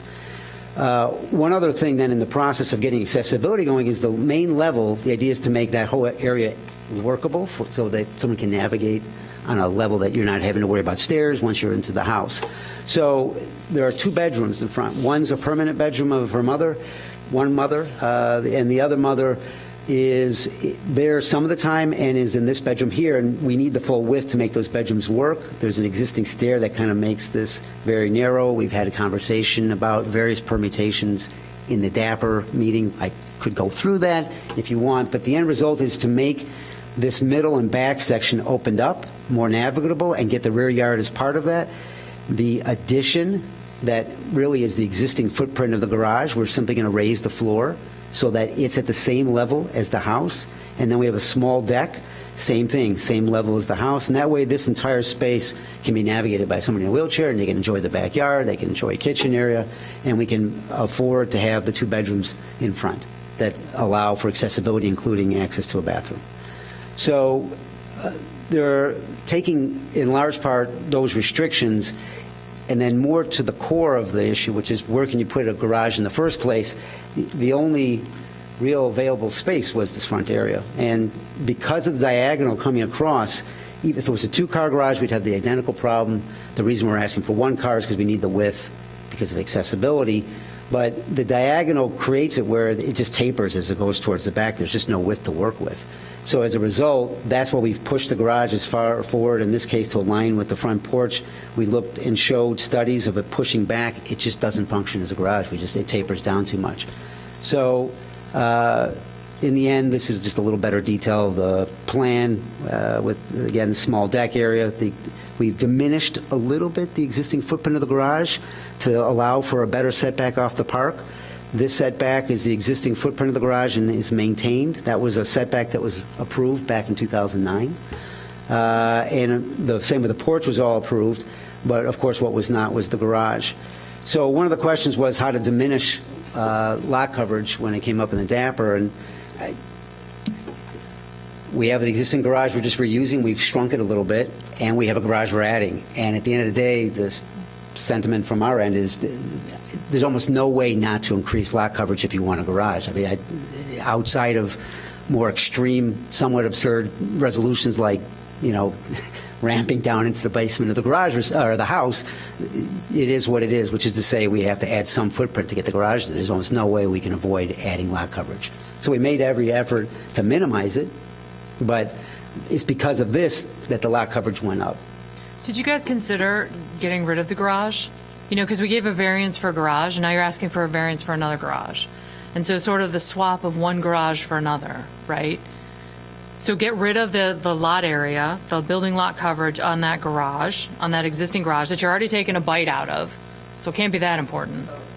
I need you to come over to the microphone. Thousands of people watch this. So when this issue came up, when I was, even deciding to move here or just commute to where we were coming, and talking to multiple people in zoning about how we could do this, and particularly the type of house we were looking to live in from the size of the family. Yeah. Removing that garage is not having it as a living space was never a conversation. We wouldn't have bought the house, just to be honest, in terms of the number of people and the size of house we're looking for.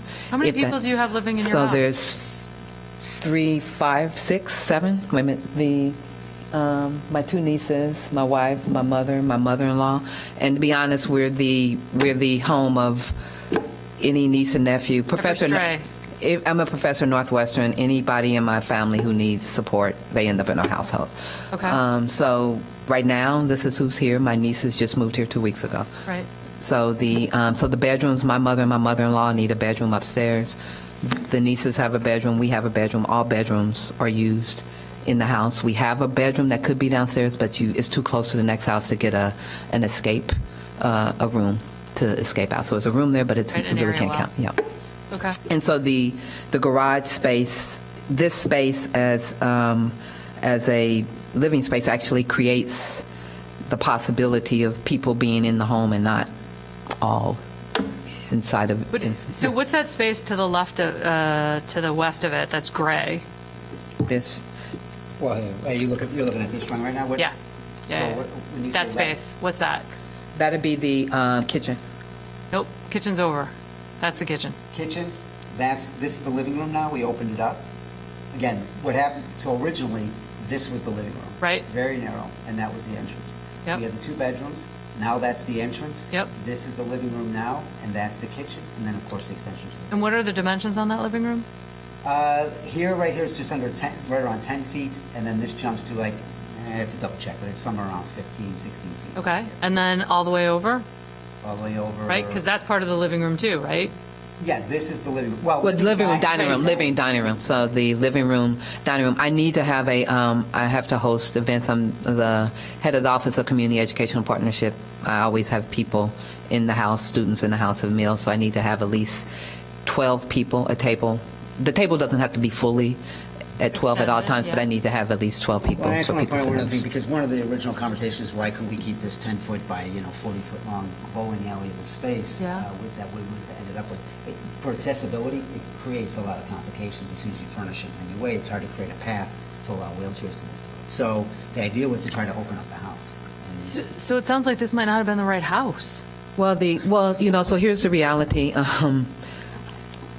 The work I do, I wanted to live in the Fifth Ward. As an African-American woman wanting to do the work, Sure. it's easy to live other places. We asked for which places exist in the Fifth Ward. The type of place I wanted didn't exist. This came up. It's one of the few places that was built by someone who wanted to stay here. So from the size of house we wanted, we looked around what was there, is either live here or go live someplace else. I think is better service to actually live in the part of the community where we're actually doing the work. So we're trying to make the house fit. We got to the contract when this came up, right? So had I known this when we started looking, probably not, but we had gotten to the point. And we looked at it and met the people and was like, well, in talking, numerous conversations with zoning, and we felt like we would be able to work this out by figuring out a one-car. Numerous conversations we were in here before we moved forward to say, is it doable? Can we salvage this? So all the plans, and never was removing the garage. It's like, yes, it had been the footings. Let's look at the footings. These footings will work. So at that point, we're like, okay, we could figure this out. One thing to add, and what we're trying to do to the side of the house. Can you show the picture? Because I understand. I'll back up, by the way, if I read it.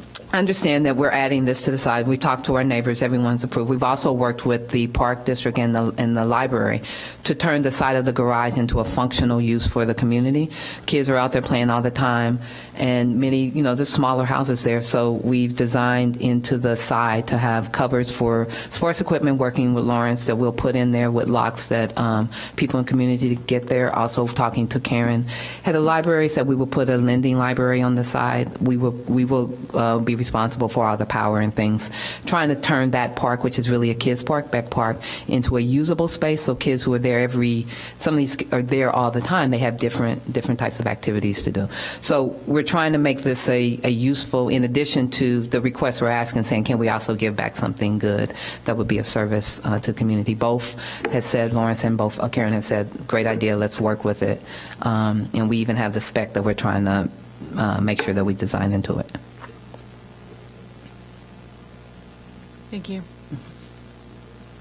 I think I interrupted you. Was there more you wanted to say? I mean, In your presentation. I'll flip through 2 or 3 quick images simply to say that as a result of the garage being in place, one, we maintain the existing porch roof line, which we drop the height, so we try to soften the edge as it goes up against the park. It's a low height, in other words, it's minimal. Obviously, what Nicole was talking about is something that, at her expense and effort, will again continue to kind of, both in terms of greenery, but more to the point as a functioning element for the park, be a give back. And that includes this area right here, which also So right now, if we were to go back to the existing photographs, which are in the packet, you'll see that, it's the lower foundation section. I mean, what we're proposing to do is berm up, kind of soften the edge. Again, be a little careful how I say this, but I think it would be fair to say that property lines are very real legalistically, right? In terms of the determination of where that line exists is important and significant.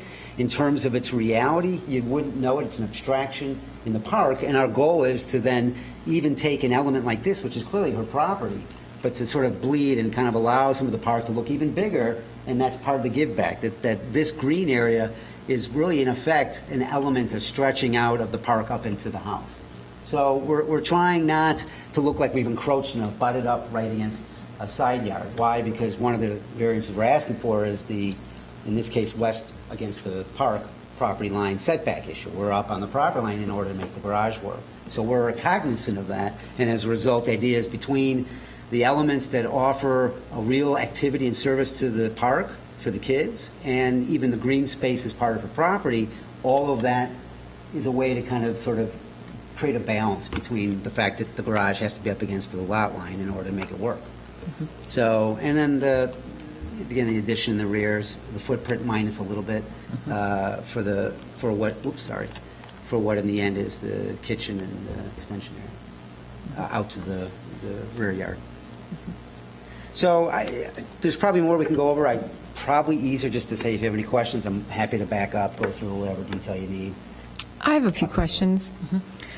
What kind of conversations have you had with your neighbors and your aldermen, and what have been the tone of those and discussions? This is this house has been in front of you multiple times. So my newest neighbor to the left is Melissa from zoning. The house literally to the east. Truthfully, it's the only lined up neighbor. It's a very shallow cul-de-sac. Yeah. And Melissa has said she supports it and would write a letter if necessary, her and family. The neighbors across support it. My alderwoman is, I think, currently, she supports it. I've also talked to aldermen in the second ward, but I understand that the alderman in my ward there's a issue with respect to this house and her. Conflict of interest, I think. Yep. So I haven't seen anyone. No one has been against it.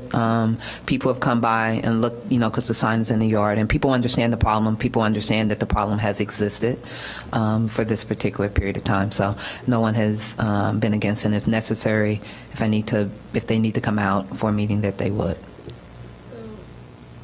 Does that mean when this goes before City Council, your alderman will be recusing herself from voting on this? We haven't had that particular conversation. She's been as supportive as she can be, understands the problem, understands what's here, and suggested that I reach out and talk to people in zoning, and also reach out and talk to other aldermen.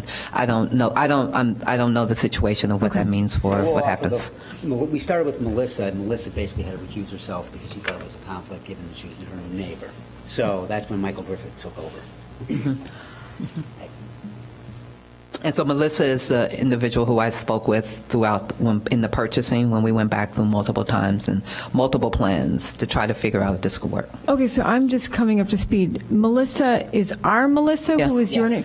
Thank you. That wasn't clear Sorry. to me. Sort of a little Okay. intersection of So this house is, It's got a little it's been, yeah. Okay.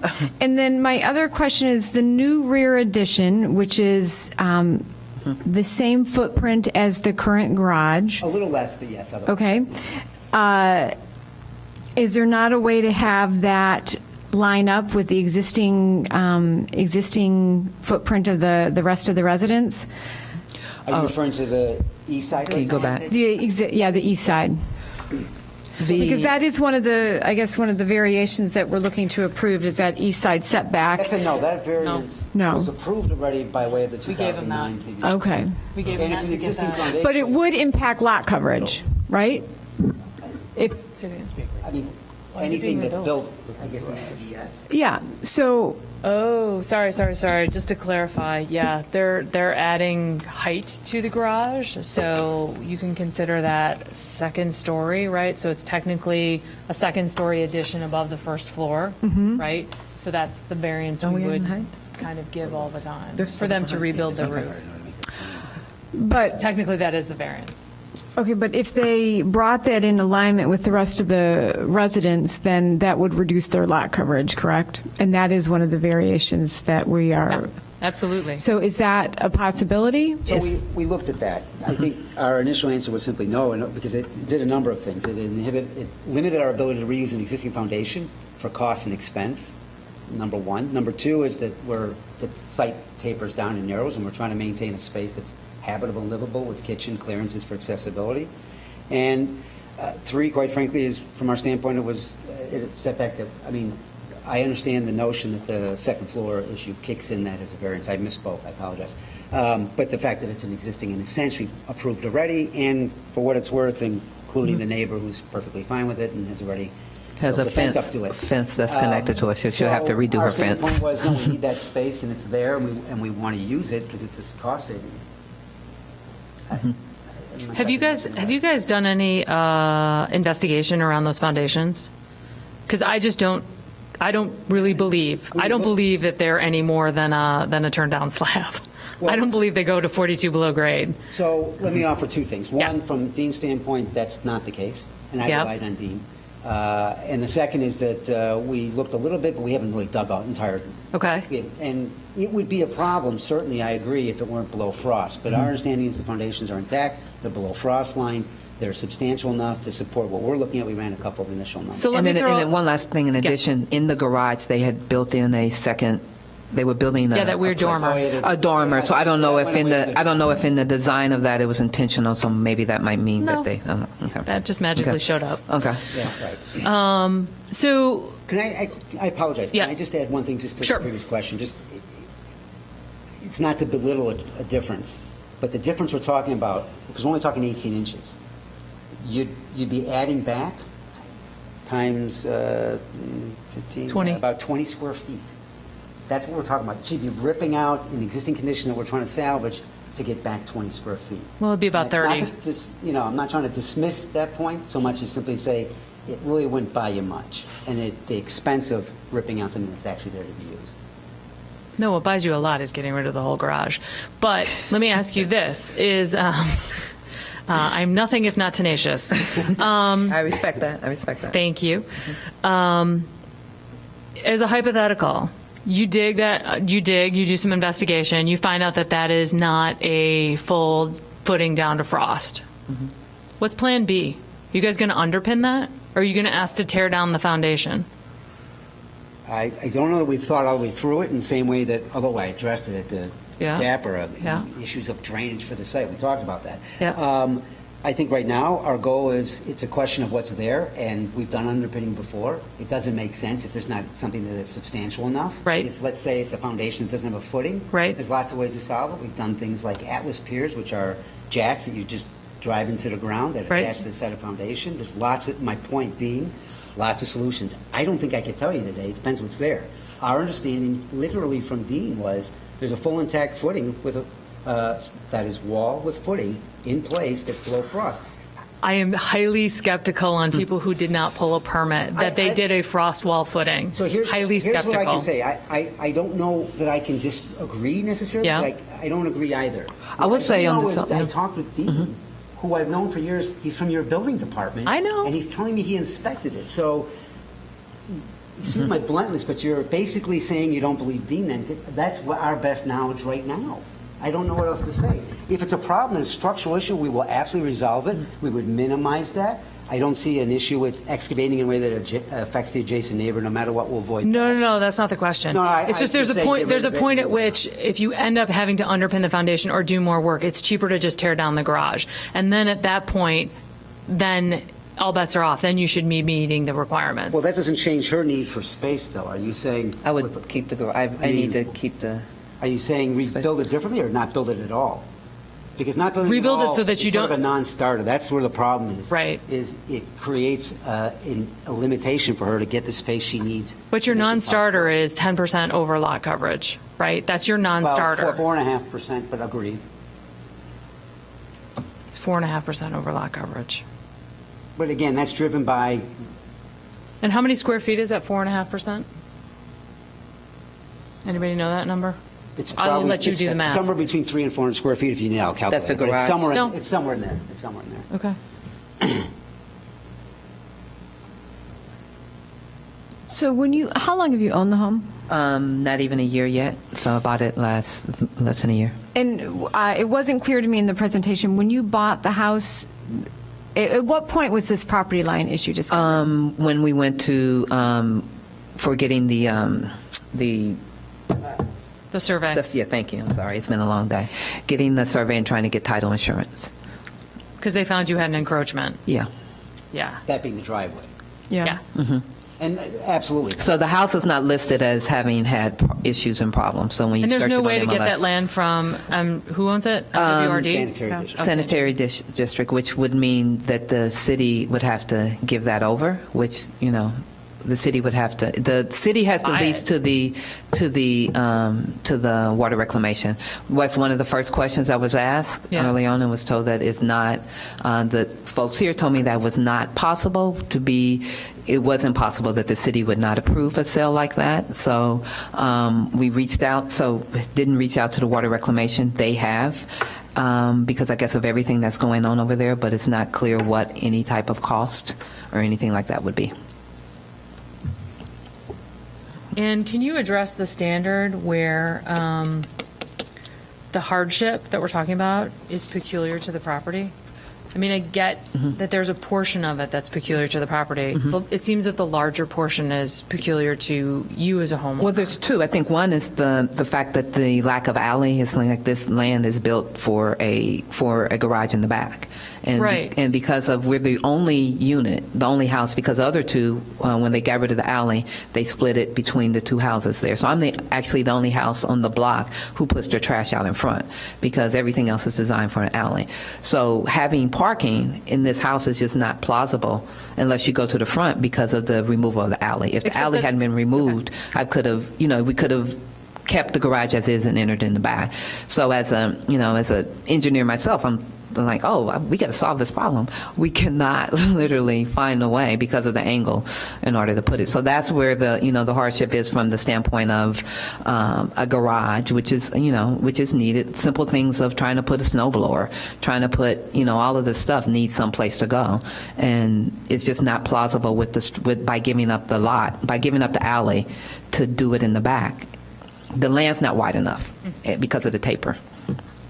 How many cars are in your family? Two. So one would be parked on the property and one would be parked outside of the property? Well, we had to, so we're actually, yes, that's what it would be right now, but given I bike to work in Northwestern, we might go down to one to try to downsize in some way, shape, or form. Right now, there's two. One would be parked in front. One would have to be parked in the driveway or onto the side. So you're saying in front, like on Wade Street, not over on... No, the front. in the driveway. In the driveway. Driveway. The driveway. Oh, So in the the driveway driveway. has, So here, right, the throat of the driveway is deep enough for a car to park. So you literally have parking for two cars? Yeah. Just garage space for one? I agree, but from my understanding is from Michael, and again, I hope he presented it right, that the garage constitutes the one car, the front, which while you could park a car, doesn't count legitimate parking for Evanston. Correct. But so two will be provided, but just not two by way of what zoning will recognize. So how do you park right now? we park like that. So as you see, if you go back to if you can go and you'll see. They stack the cars right there. Yeah, there's two. So first car in, if you need to leave, you just take the car that's there. So that actually begs the question, did you guys look at any options that didn't add a garage so that you can have all the space you want for your family to live in, right? You can put the wheelchair lift. It doesn't have to be inside. Yes, it would be nice, but it doesn't have to be. Did you guys look at any of those options where you did not increase I just lot coverage? I would just building say lot coverage. I was just told that I needed to. I mean, when I bought this house, I've been told I need to get a garage. I mean, it But wasn't. you have a garage.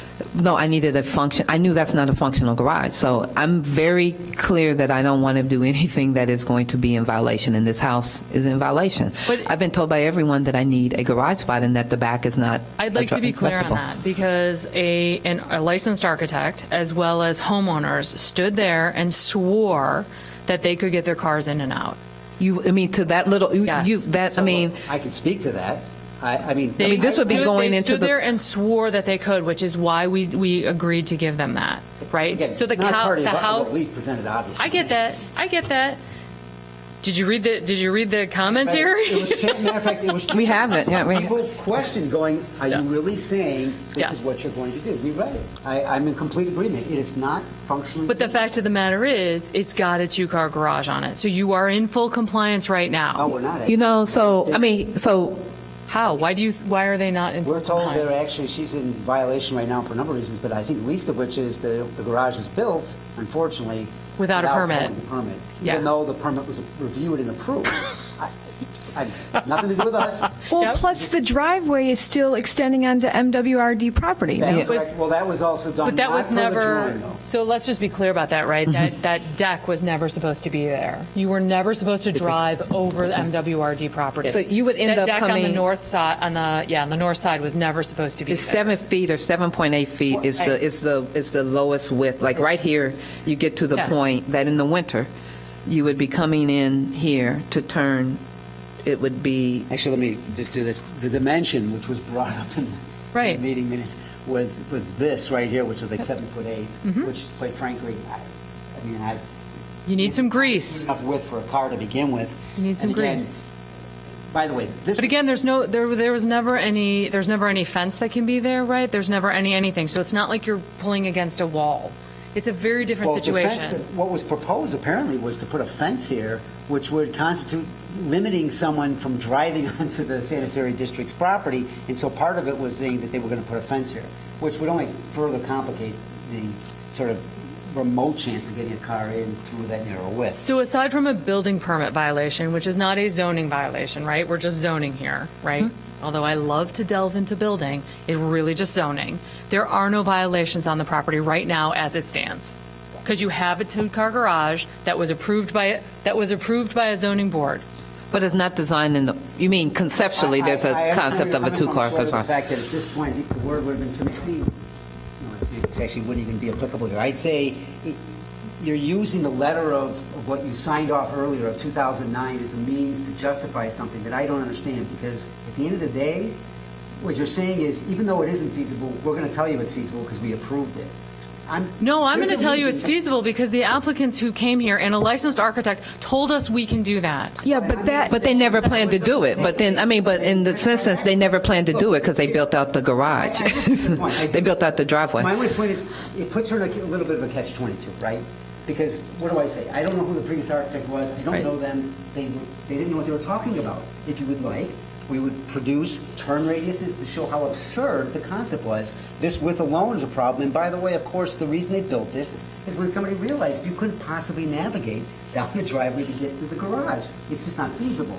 So I understand your point, but The question- I don't understand where that goes. Because if the idea is, well, you're stuck with that, then what? The question is, have you considered not adding a garage? Have you considered adding your wheelchair accessibility in another manner that's without an attached garage on the front of the house? So the answer is twofold.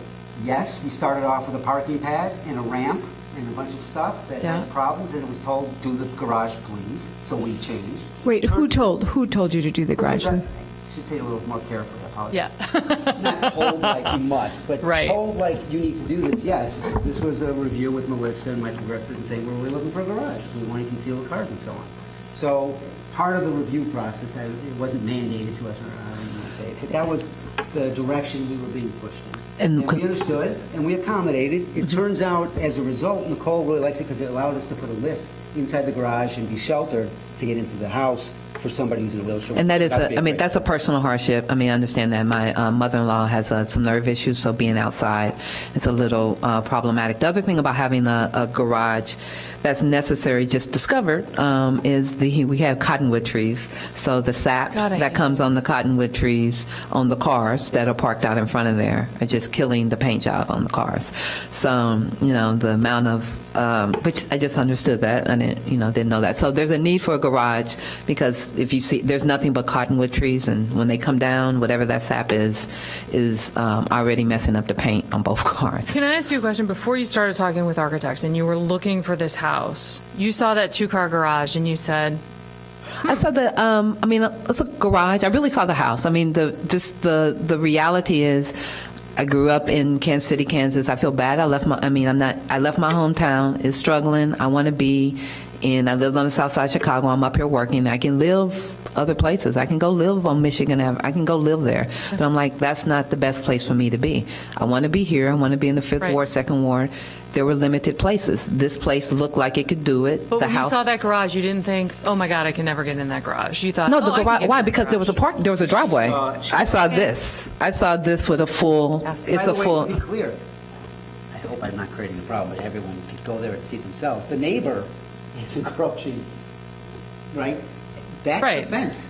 So when you go there, you go, that's the property. Go to the pictures. Go to the pictures. When I pull. That's the fence right there. That's the rear yard. It's a little obstructed with the view, but let me go back. So this is. I pulled up and I see a long herringbone driveway that goes all the way back with a basketball court that goes into there. So that's what I saw. That's what we bid on. Right. That's what we were under contract on. And that's all of a sudden it's like, that's not possible. Yeah, that line in front, if you brought it out, see that fence out there? That's the neighboring fence. Who's Right. also, they're literally into the sanitary district area. Those lines, if you connected, the photographs, they're shy, so I apologize. But Yep. if you connected those, that would be a squared off rectangular site, which versus the reality of the sort of line. I guess I just have a problem with us compounding bad behavior from a previous owner, right? So I guess one question I Compounding bad understand is behavior. why, I was just confused as to why I was able to buy it in this sense, why it wasn't, if that is such it shouldn't have been required to be addressed before it's been sold or at the point of, the conflict. I'm saying, like, I understand it's a problem and I'm trying to fix it, and I'm trying to fix it within the ways that I can fix it. And I feel like whatever happened shouldn't have happened. It was sitting for years too. They're like this. Everybody's seeing it. So I want to abide by the rules and regulation, but also do something that doesn't look. You're looking at it, right? That also looks pleasing. So don't want to do something that is like, ooh, an eyesore. So that's why we were intentionally saying, how can we turn that? Because I look at, you're putting the garage there. Okay, you're taking. So how do we do something on the side of that garage that is a give back in some sense to the community? So I understand the challenges. So it's like, we talked about the back. Could we get in from the back? But that's coming over the other people's property. So it's not. We try to come in that way. It's just not really a solution for this. Besides having, but I do think a garage, some form of garage is necessary for this type of, and most of the other places, houses on there have garages. Yeah, and truthfully, one of the reasons the parking pad became less desirable was just things like sheltering, getting out of the car, getting to lift and up, trash, didn't have, our original scheme showed like a screened element. We had the trash in the front because that's where it's got to be picked up. Lawnmower, basic maintenance stuff. It gave a place to put it. I mean, so in the end, it turned out that the garage, which is something that was being pushed for, really worked best even for everybody. We hoped that we thought. But the end result was to try to find a way to do exactly what I thought you were asking, which is how to take the situation, which clearly is a little upside down, and make it better. And look, let me say, I've known Nicole for a long time. We've worked with her. I've known her probably for 15 years or something. It's been a while. And look, I don't want it to be I have yet to have, let me say it this way, I have yet to have a homeowner going at my expense, because I understand the context is a little difficult, and given her relationship with what she does, which involves kids and interaction of what she does, she wants to give back. And in this case, she's doing that, she's putting it behind resource. She's putting some money to make that feasible. I've never had a homeowner go, why don't I create a place for the community at my expense and my management? I'll take the responsibility and I'll do that. I mean, I don't want it to go unnoticed is my point, because I don't think it's a small gesture at the end of the day. And it's contacts that she's formulated. This is with the Evanston Library and the parks. And she's willing to do that. And I mean, so when you say we understand the hardship, that's her hardship. She's saying, I'll do my part. I just don't, I think that's significant, quite frankly. Would you consider putting a fence there Around which area? to delineate the difference between the We were parkland looking- and, look, you're saying this whole stretch, or? correct. We were thinking of a fence for the back here, separating what then would be open here. We could fence the whole thing. I don't see it as a problem. The idea was to open it up so it kind of opened up to A the fence park. that's viewable. I mean, yeah, I don't have a problem So being the that's fence. No. in proposed? The reason I'm asking is because the renderings that you have show an open space there. Oh, Yeah, so you know, people just thinking there's a they can fence come to shown, I their patio. apologize. Well, no. What I'm saying is, okay, this is what you're proposing to give back to the community. Then you put a fence in. The fence stops here. That little ghosted line, we didn't render it up on it. That's a fence, yes. It terminates in. All this is open, no fence, and all of that's abutted to the park and no fence, including access to the park. So about half of what we're talking about remains open to the park. All of this, well, again, that's where we're putting in the, again, it'll be a book dispensary and storage, which is will be right in that corner, and we're going to cut out a little piece right there. It's not showing in there. I apologize. This is all open right here. That's all green that rolls right out. That's the fence right there.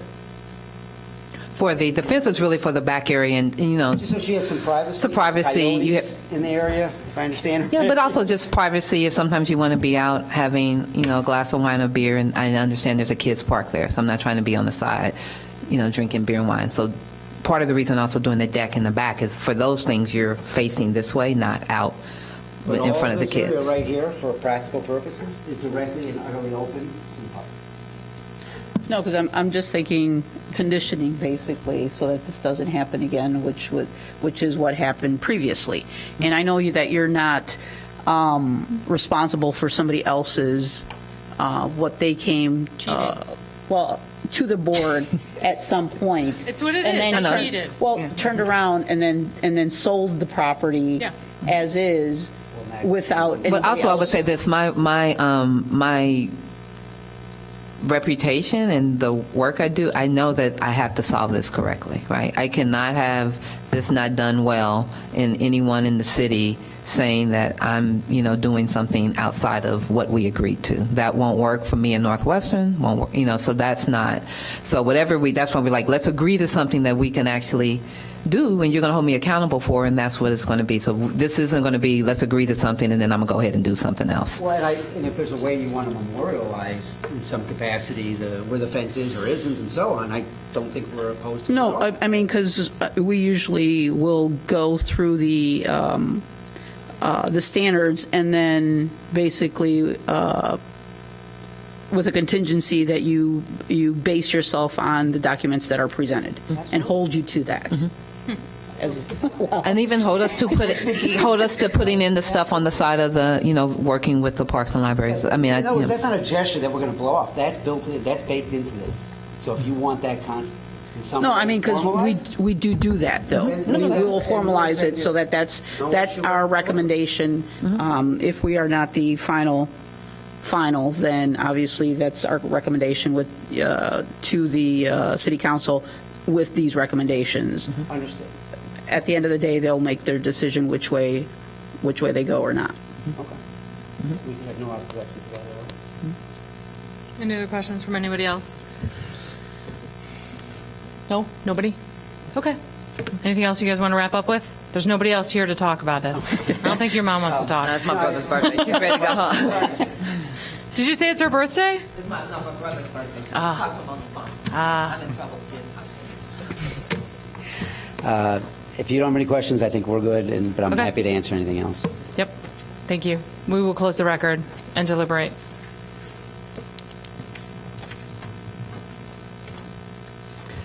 I mean, Well- I'm in sympathy about this project. I know what it's like to have your mother in a wheelchair and trying to get her around your house. My house is old as well. And I understand the parking situation is kind of tough. This is a very difficult thing to determine because of the size of the lot. I'm not really even sure. I'm not an architect, and I'm not really sure how else you could do it. Get rid of the kitchen. I mean, you change the location of the kitchen. I mean, there's 7 bedrooms in this house. I know that's a big house. It's a big pantry. We just talked about a pantry that was the size of a living room, right? That's a big pantry there. There are, if you wanted to stick within the rules, right, of 40% lot coverage, there are ways to meet that. There are ways to meet that. It just means that the client doesn't get everything she wants. And that's the short story. And I understand that it's a complicated lot, which is why I'm in favor of sort of swapping garage for garage. Great. I love the garage where it is now. Makes much more sense. We didn't have the ability to tell people where to put their garages with that previous application, right? This is clearly a better location for a garage. Even if it's a one car, it makes more sense. But then we would have never given them that garage in the back, right? Because they'd be over lot coverage. So, But that is not the applicant that's before us. no, I get you. So whatever we did before should not be precedent to the person that is here now. But it is. It can't We be. cannot hold the applicant before us today responsible for what you heard 9 years ago. That makes no sense, and I understand from the applicant, that makes sense to me. I come and I see a house, and I see a big driveway. I see a big driveway, and I can access that garage. So in a lot of ways, this takes a problem situation and tries to make it right. And beyond trying to make it right, does try to give, exchange something, for, with the community in terms of, taking that wall that's created with the garage and doing something with it.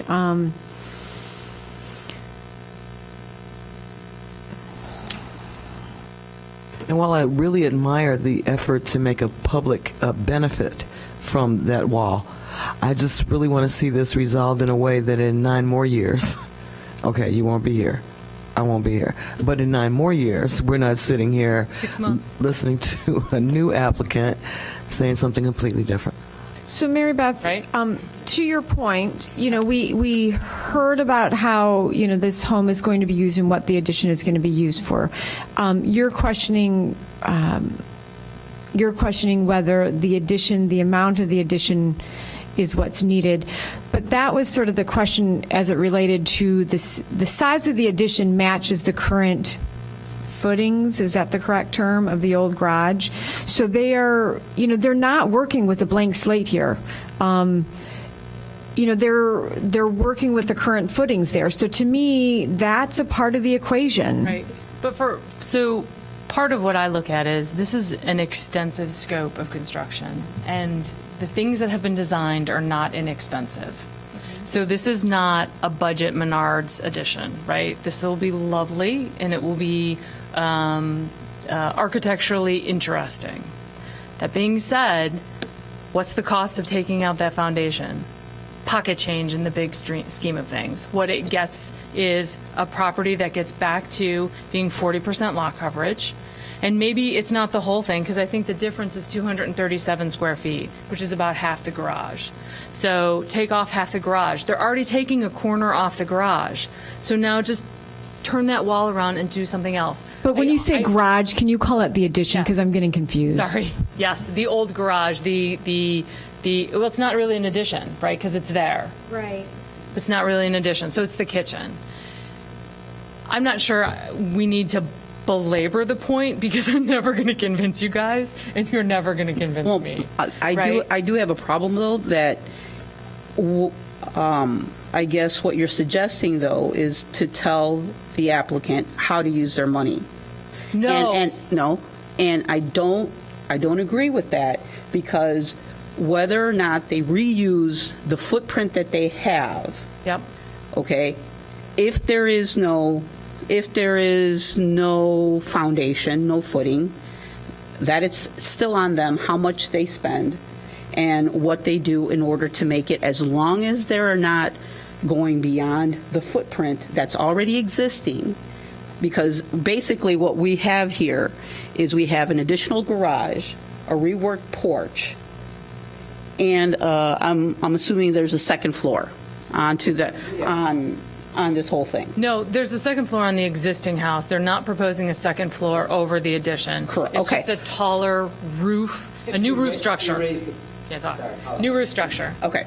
So, and, can they, I guess the only thing that I would, to try to get the lot coverage down can that deck be any smaller? It's building lot coverage that they're over. It's not impervious. So is this, but they're also now taking out that Building lot concrete coverage. walk, and they're Doesn't matter, that's impervious surface. They were never over impervious surface. It's building lot coverage. So it's things with a roof. It's things with a roof. That's what they're over on. right, which is the additional garage, Yeah. which is the new garage basically at the front. That is where they're over. That's where they're over the lot. So once again, we're back to, is this the minimal that they can do without creating more issues? I believe this is the best that they can do. Okay. And I can't tell them what to do, how to use their resources, their financial resources to complete this. If they've already gone through an architect and whatever different plans that they had, if this is the best that they can come up with, that's all we can rule on. Okay, thank you. And I agree. Okay. Oh, you want me to go? So for me, this really comes down to two things, right? The least deviation from the applicable regulations, and quite frankly, the hardship that's peculiar to the property. Because for me, right, we solved that hardship that was peculiar to the property. We gave them a garage 9 years ago. What I see as the driver of the hardship here is the occupants of it. And please don't mistake my comments for not being empathetic and sympathetic to your situation. I totally get it. My parents are aging as well. I'm going through the same things you are.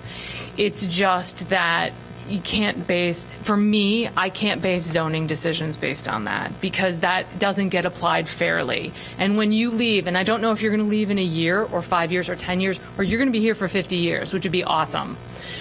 If you're here forever, that's great, because you are clearly somebody we'd like in our community. So, but if you leave in a year, now there's somebody in that house that doesn't have that same set of circumstances. And with that same set of circumstances, we might not have granted this. So that's where I'm at. But you guys all knew that. So do you want to go through the standards? Yep. Where are you? Did you agree with them? It's okay to say that, because it's Yes. 9:30. Yes, I agree Okay. with my colleagues. And I've argued enough tonight. All right, so there are 7 standards for a major variation. And although these are just variations, because it's a parking situation, it's going to go to City Council for their decision. So it's really just a recommendation. And I would like to address some of those conditions, because I'd like to throw in a couple more. Number 1, the requested variation will not have a substantial adverse impact on the use, enjoyment, or property values of adjoining properties. The bulk of the massing is existing, and so that will not have any impact on the adjacent neighbors. And then the addition where the garage is going is far enough away from neighbors and is adjacent to open land that I don't think that will have any adverse impact. So I do believe that that standard has been met. Number 2, the requested variation is in keeping with the intent of the ordinance. The intent of the zoning ordinance is to allow you to expand your home to fit the needs of modern living. And so I do believe that standard has been met. Number 3, the alleged hardship or practical difficulty is peculiar to the property. I don't think that's the case here, because with the previous variation, we solved the difficulty that was peculiar to the property, which is that you couldn't get a 2-car garage on it.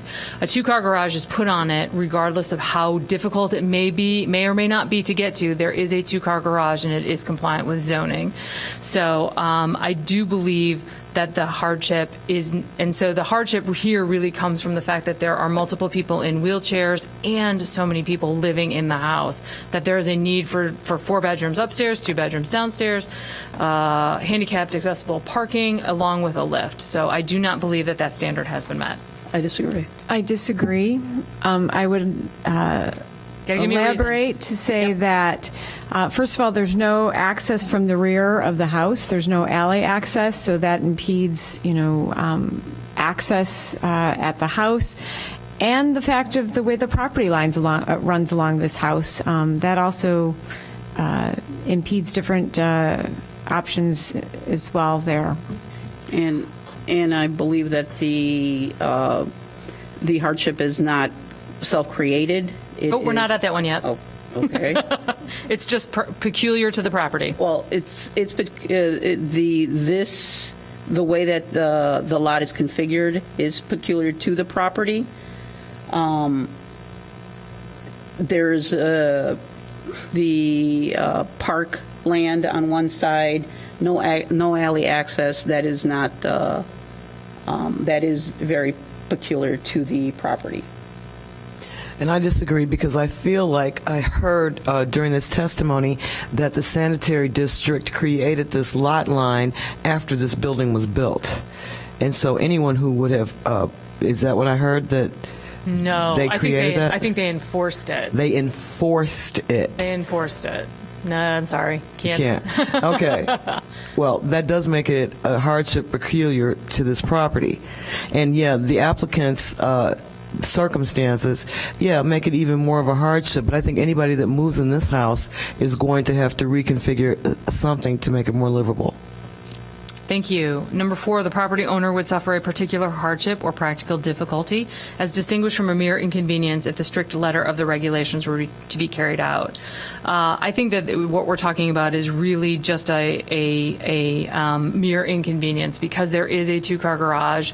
There was discussion about being able to fit everything within the existing footprint and not have a garage and be able to put that wheelchair lift outside. So I do not think that standard has been met. I disagree. I need and more. The reason for it. There you go. And the reason for it is that the way that you would enter that garage, that even though they have a 2-car garage, there's no way to enter it, and that is not created by the owner. That is created by the circumstances before that, and so that's where I disagree. I disagree because in reference to the garage, I feel like anybody that would enter it would have to go over the other people's property. They'd have to. I mean, it looked like it would be okay when I saw it from the picture, but I haven't tried to put my car in there.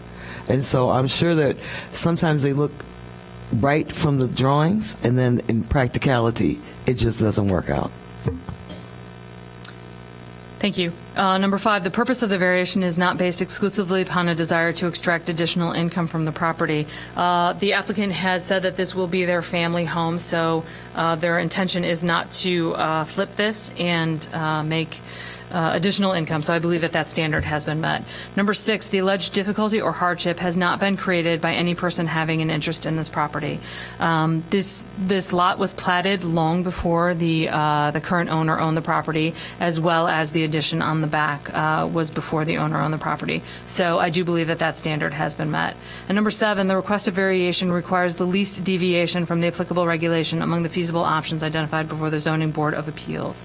I don't think that this is the least deviation necessary. I think that because it has a 2-car garage and there was a way to get in and out of it, that the addition of a 1-car garage is not the least deviation necessary. So I do not believe that standard has been met. I disagree. I think given the way the lot line changed, it makes the current garage unworkable, which requires them to come up with a new solution for a parking situation. And I think that given the the existing footings from the current garage, this is the least change necessary to proceed. Thank you. When we were talking about conditions, I'm going to bring back that pesky garage on Grant from last week because this is that same situation. Nobody's going to be able to pull into that garage. And so what I'd like to see here is that when they dig down and discover what those foundations are, if at any time these foundations come out, the variance is not approved, and that the whole garage in the back has to come down. I also like your idea of making sure that delineation of the lot line is clear, and it can be in whatever manner the applicant feels is necessary. You can't speak. You really can't. Can I ask a very significant question? 'Cause I need to understand what you just said, because we basically implied, if I can't speak, I won't. I'm not trying to be disrespectful. You technically can't unless someone on the board makes a motion to reopen the record. I'll make a motion to reopen the record. I apologize. Second. It's been moved and seconded. All those in favor say aye. Aye. Opposed? And with that, the record is reopened. Thank you. If I understood what you just said, Yep. what the implication is, we'd go proceed, do all the drawing, go through permit, start construction, and at some point, she can't do a rear addition if it turned out the foundation You somehow have is to different? meet Kerning zoning requirements, which means you have to meet the side yard setback. What that is that it's a condition that we are suggesting to City Council. They may or may not choose to enforce that. That's completely up to them. They make all these decisions. We give them lots of things to chew on, and they choose to listen or not. Okay, I just It's a wanted to be crapshoot. clear, because that, to me, is a significant condition versus, that midstream, you've committed all in, and you're asking someone to kind of reverse back out a little bit, and that's major to me. I understand it's a recommendation, you'll Yep. put it or not put it, I just wanted to make that, at least for us, understood what we're talking about. Because And that I- affects how somebody would proceed, I would think. And I want to clarify, Mary Beth, what that condition means. Yep. So, reword that condition for me, or repeat that condition. To put it in layman's terms, Thank you. What it means is that if it's determined that that foundation is not adequate Yep. and does not meet code requirements, Yep. and that any work that is done to it requires the complete removal of it, that addition, that existing garage space that is being converted into habitable space now meets current zoning requirements, which is to say that the side yard setback and the lot coverage for the. It's still open, right? Yeah. So just We to have not clar- closed yet. Again, I'm trying Yep. to be honestly respectful here. I appreciate. So the repercussion of that, potentially, is what you're saying is that addition and back gets 200 some odd feet cut off of it. 237. Which is the vast majority of that addition. You've just caused Half. a major hardship to the owner who's committed to getting something done to make their house livable, and you're basically saying they can't do the addition anymore. That's a significant condition. But the short story is, right, you've had something that was granted with a variance, built illegally, and now, I know, not done by your client, but built illegally. What do you want us to do? We can't take it back. So built illegally. So if that foundation turns out not to be what is necessary, and you now have to build a new foundation, we're asking that you make that compliant. But you're imposing a new restriction on a serious hardship to the owner then. She's rolling the dice. I do believe it's adequate. I think we're going to make it work. So maybe I don't want to overstate it like we don't know. As far as we know, it's fine. But what you're saying is if somehow we open it up and there's a problem, she's got to get rid of half of what she was planning on doing. I hear your point. At the same time, that was a consideration in the way I considered whether to proceed with that. I totally understand. I understand the consideration, but that was, some of the testimony that I heard as to why, you needed the lot coverage that you had and you couldn't reduce further is because that was the existing. You were using the existing footing. So. If you can't use the existing footings, I think it is reasonable. And it's a fair enough point. So can we just put a little better definition then? So at least if there's Sure.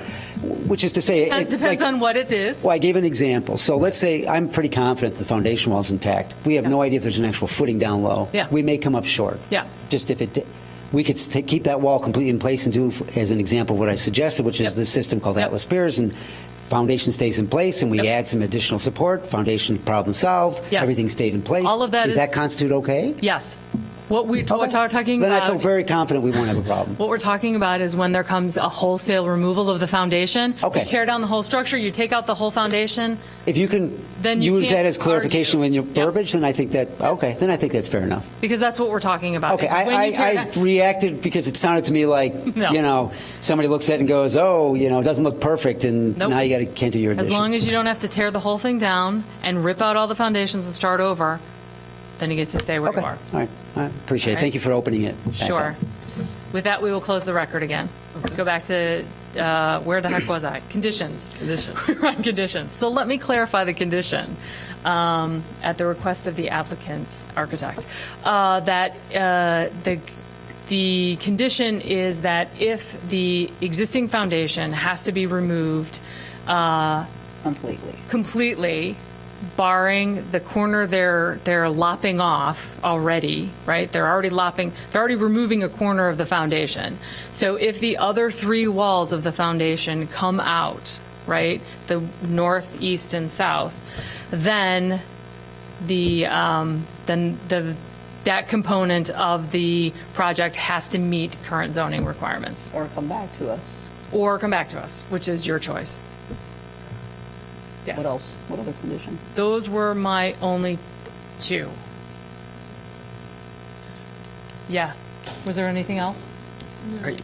In delineating the lot line, you're just speaking of sort of the rear end of the property, because I actually liked how, the fact that there was, I like that. I have to say that as well. I think that there are some elements that could be made. There could be decorative rocks there, or a bollard, or something like that, that could give you, or some lights, that could give you a sense of how that line continues. So I think that there are options. But I think they're smart enough to figure out what they want to do. Right, I don't want to say what they should do. I just think that it should just say, basically, based on the testimony given to us tonight, and the plans, because on the plans it does show a fence. And on the renderings, it shows the bermed area. Yeah. If we keep it at that, that would be my conditioning. Okay. So conditioning that a fence is where it is shown on Correct. in the renderings as of today. Right, because they're At a minimum. If they want to do more, they can. Right, they're Nobody basically cares. not delineating the difference between, in that other area. Yeah. They're not delineating. In the courtyard, as it were. Right. They're not delineating what their property line is and what the sanitary district's property line is in that burned up area. So they can do whatever, Yep. they have it, as long as they still comply to what the testimony from tonight. Okay. Whoever's making the motion, good luck with those conditions. In the matter of 2415 Wade Street, 18ZMJV0076, I recommend that the Zoning Board of Appeals recommends admits to major zoning relief to construct a one-car attached garage, a rear addition, and a deck. That's the one we're doing? Yes. Okay. With the following conditions. A friendly amendment. I think we should state the lot coverage of 44.3% and make sure that's clear versus 50? the 50 as it's stated on the agenda. I was going to do that in the conditions with the, no? No, because that's not a condition. That's just Their application. a part of what we're approving. Okay. For the lot coverage of 44.5%. Okay. The conditions are to consider a fence or other delineation of lot line in the rear as shown on the plan. That's what we said about the rear. Okay. And the second condition was if the existing foundation is inadequate for code requirements, that the variation for building lot coverage return to 40%. And a friendly amendment there, and is removed in its entirety. And is removed in its entirety. That the building lot coverage return to 40%. And that all other items are developed based on testimony received at this meeting this evening. And in substantial compliance with the And in documents substantial on file. compliance with the documents on file. Second. It's been moved and seconded. Maybe a Yep. clarification on that condition too. I heard if the existing foundation, blah, blah, if the building coverage returned to 40%, the side yard setback on the east Yes, the side yard setback, yes. The side yard setback should goes also away be as well. compliant. Yes. Goes with the back 5 as feet. well. Yep. Okay. Second. It's been moved and seconded. All those in favor say aye. Aye. Opposed? Nay. With a vote of 3-1, you go to City Council with a recommendation for approval. Good luck with your project. Thank you. Thank you. Thanks. Sorry for the complication. Now I'd like to make a motion to adjourn. Second.